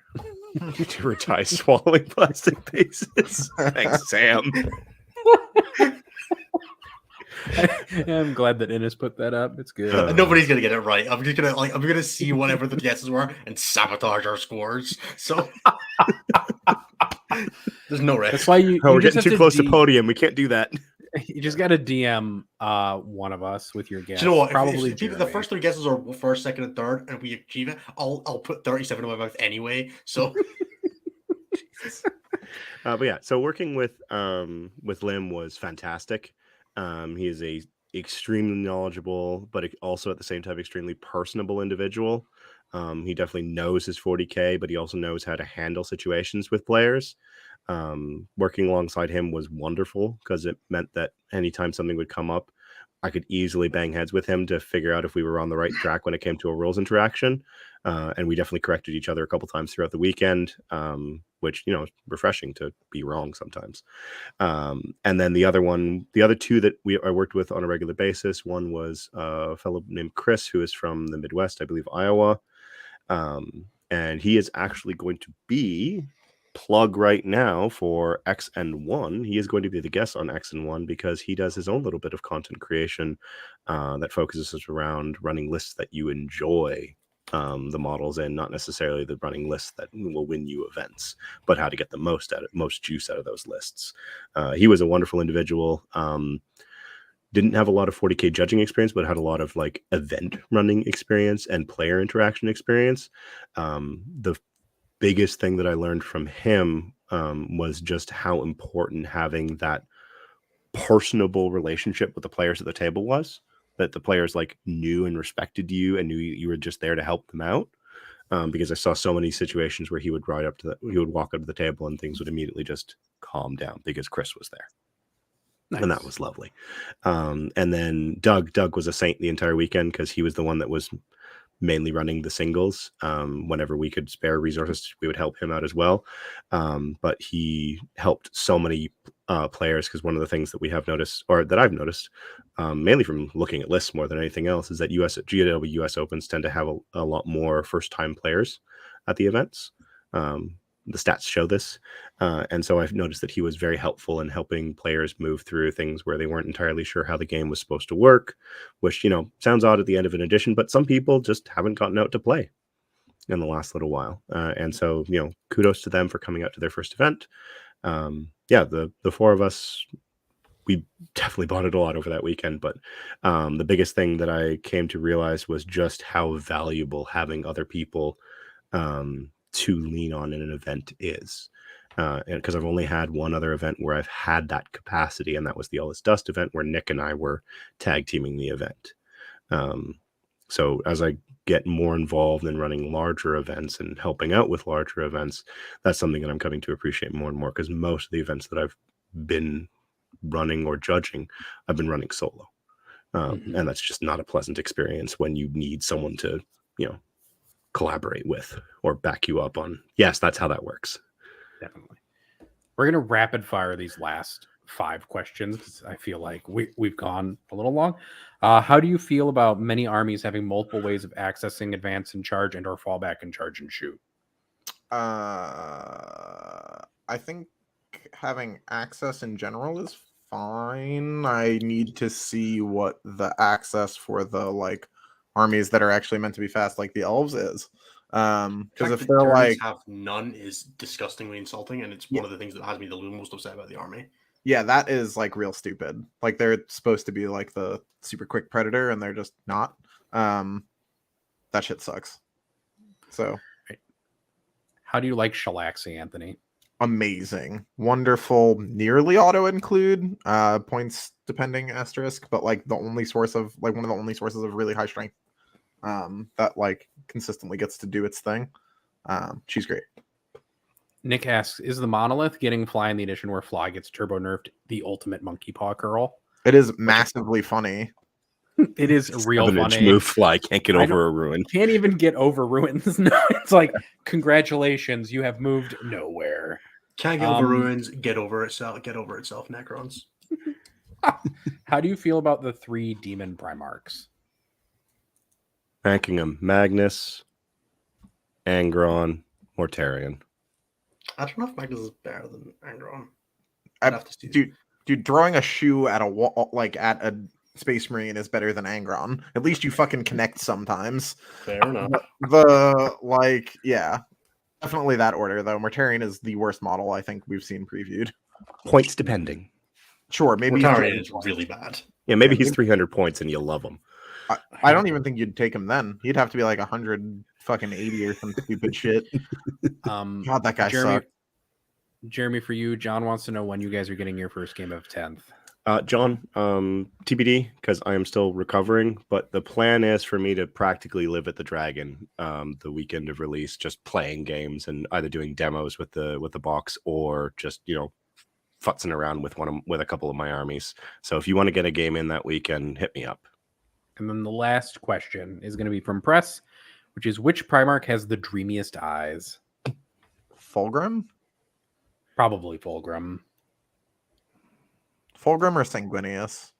Or It's actually Sanguinius. It's actually Sanguinius. Actually, no. You know what? Pre-fall Fulgrim. I mean, it's if anything, it's crazier post-fall, right? You look and you just like under the effects of ecstasy the second you look at him because he's the Slanesh demon. You get into a drug dream state, sure. Yeah, just like reasonable. Yeah. And I think I'm not going to go back through any further through all this nonsense. It does. It does. Damn it, Brian. Just keep it moving. Close us all right. out. That's it. We're done. Let's stop. It is. Take us home. Hey everybody, thank you so much for being with us this episode for number 48, the Sternguard Tactics Coaching Academy. We really appreciate everybody being here. Please do remember to check out our YouTube at youtube.com/statcheck, our Patreon at patreon.com/statcheck, and remember to get in the comments to talk about how many points you think a D cannon is. Fuck you, Death Guard. Have a great weekend, everybody.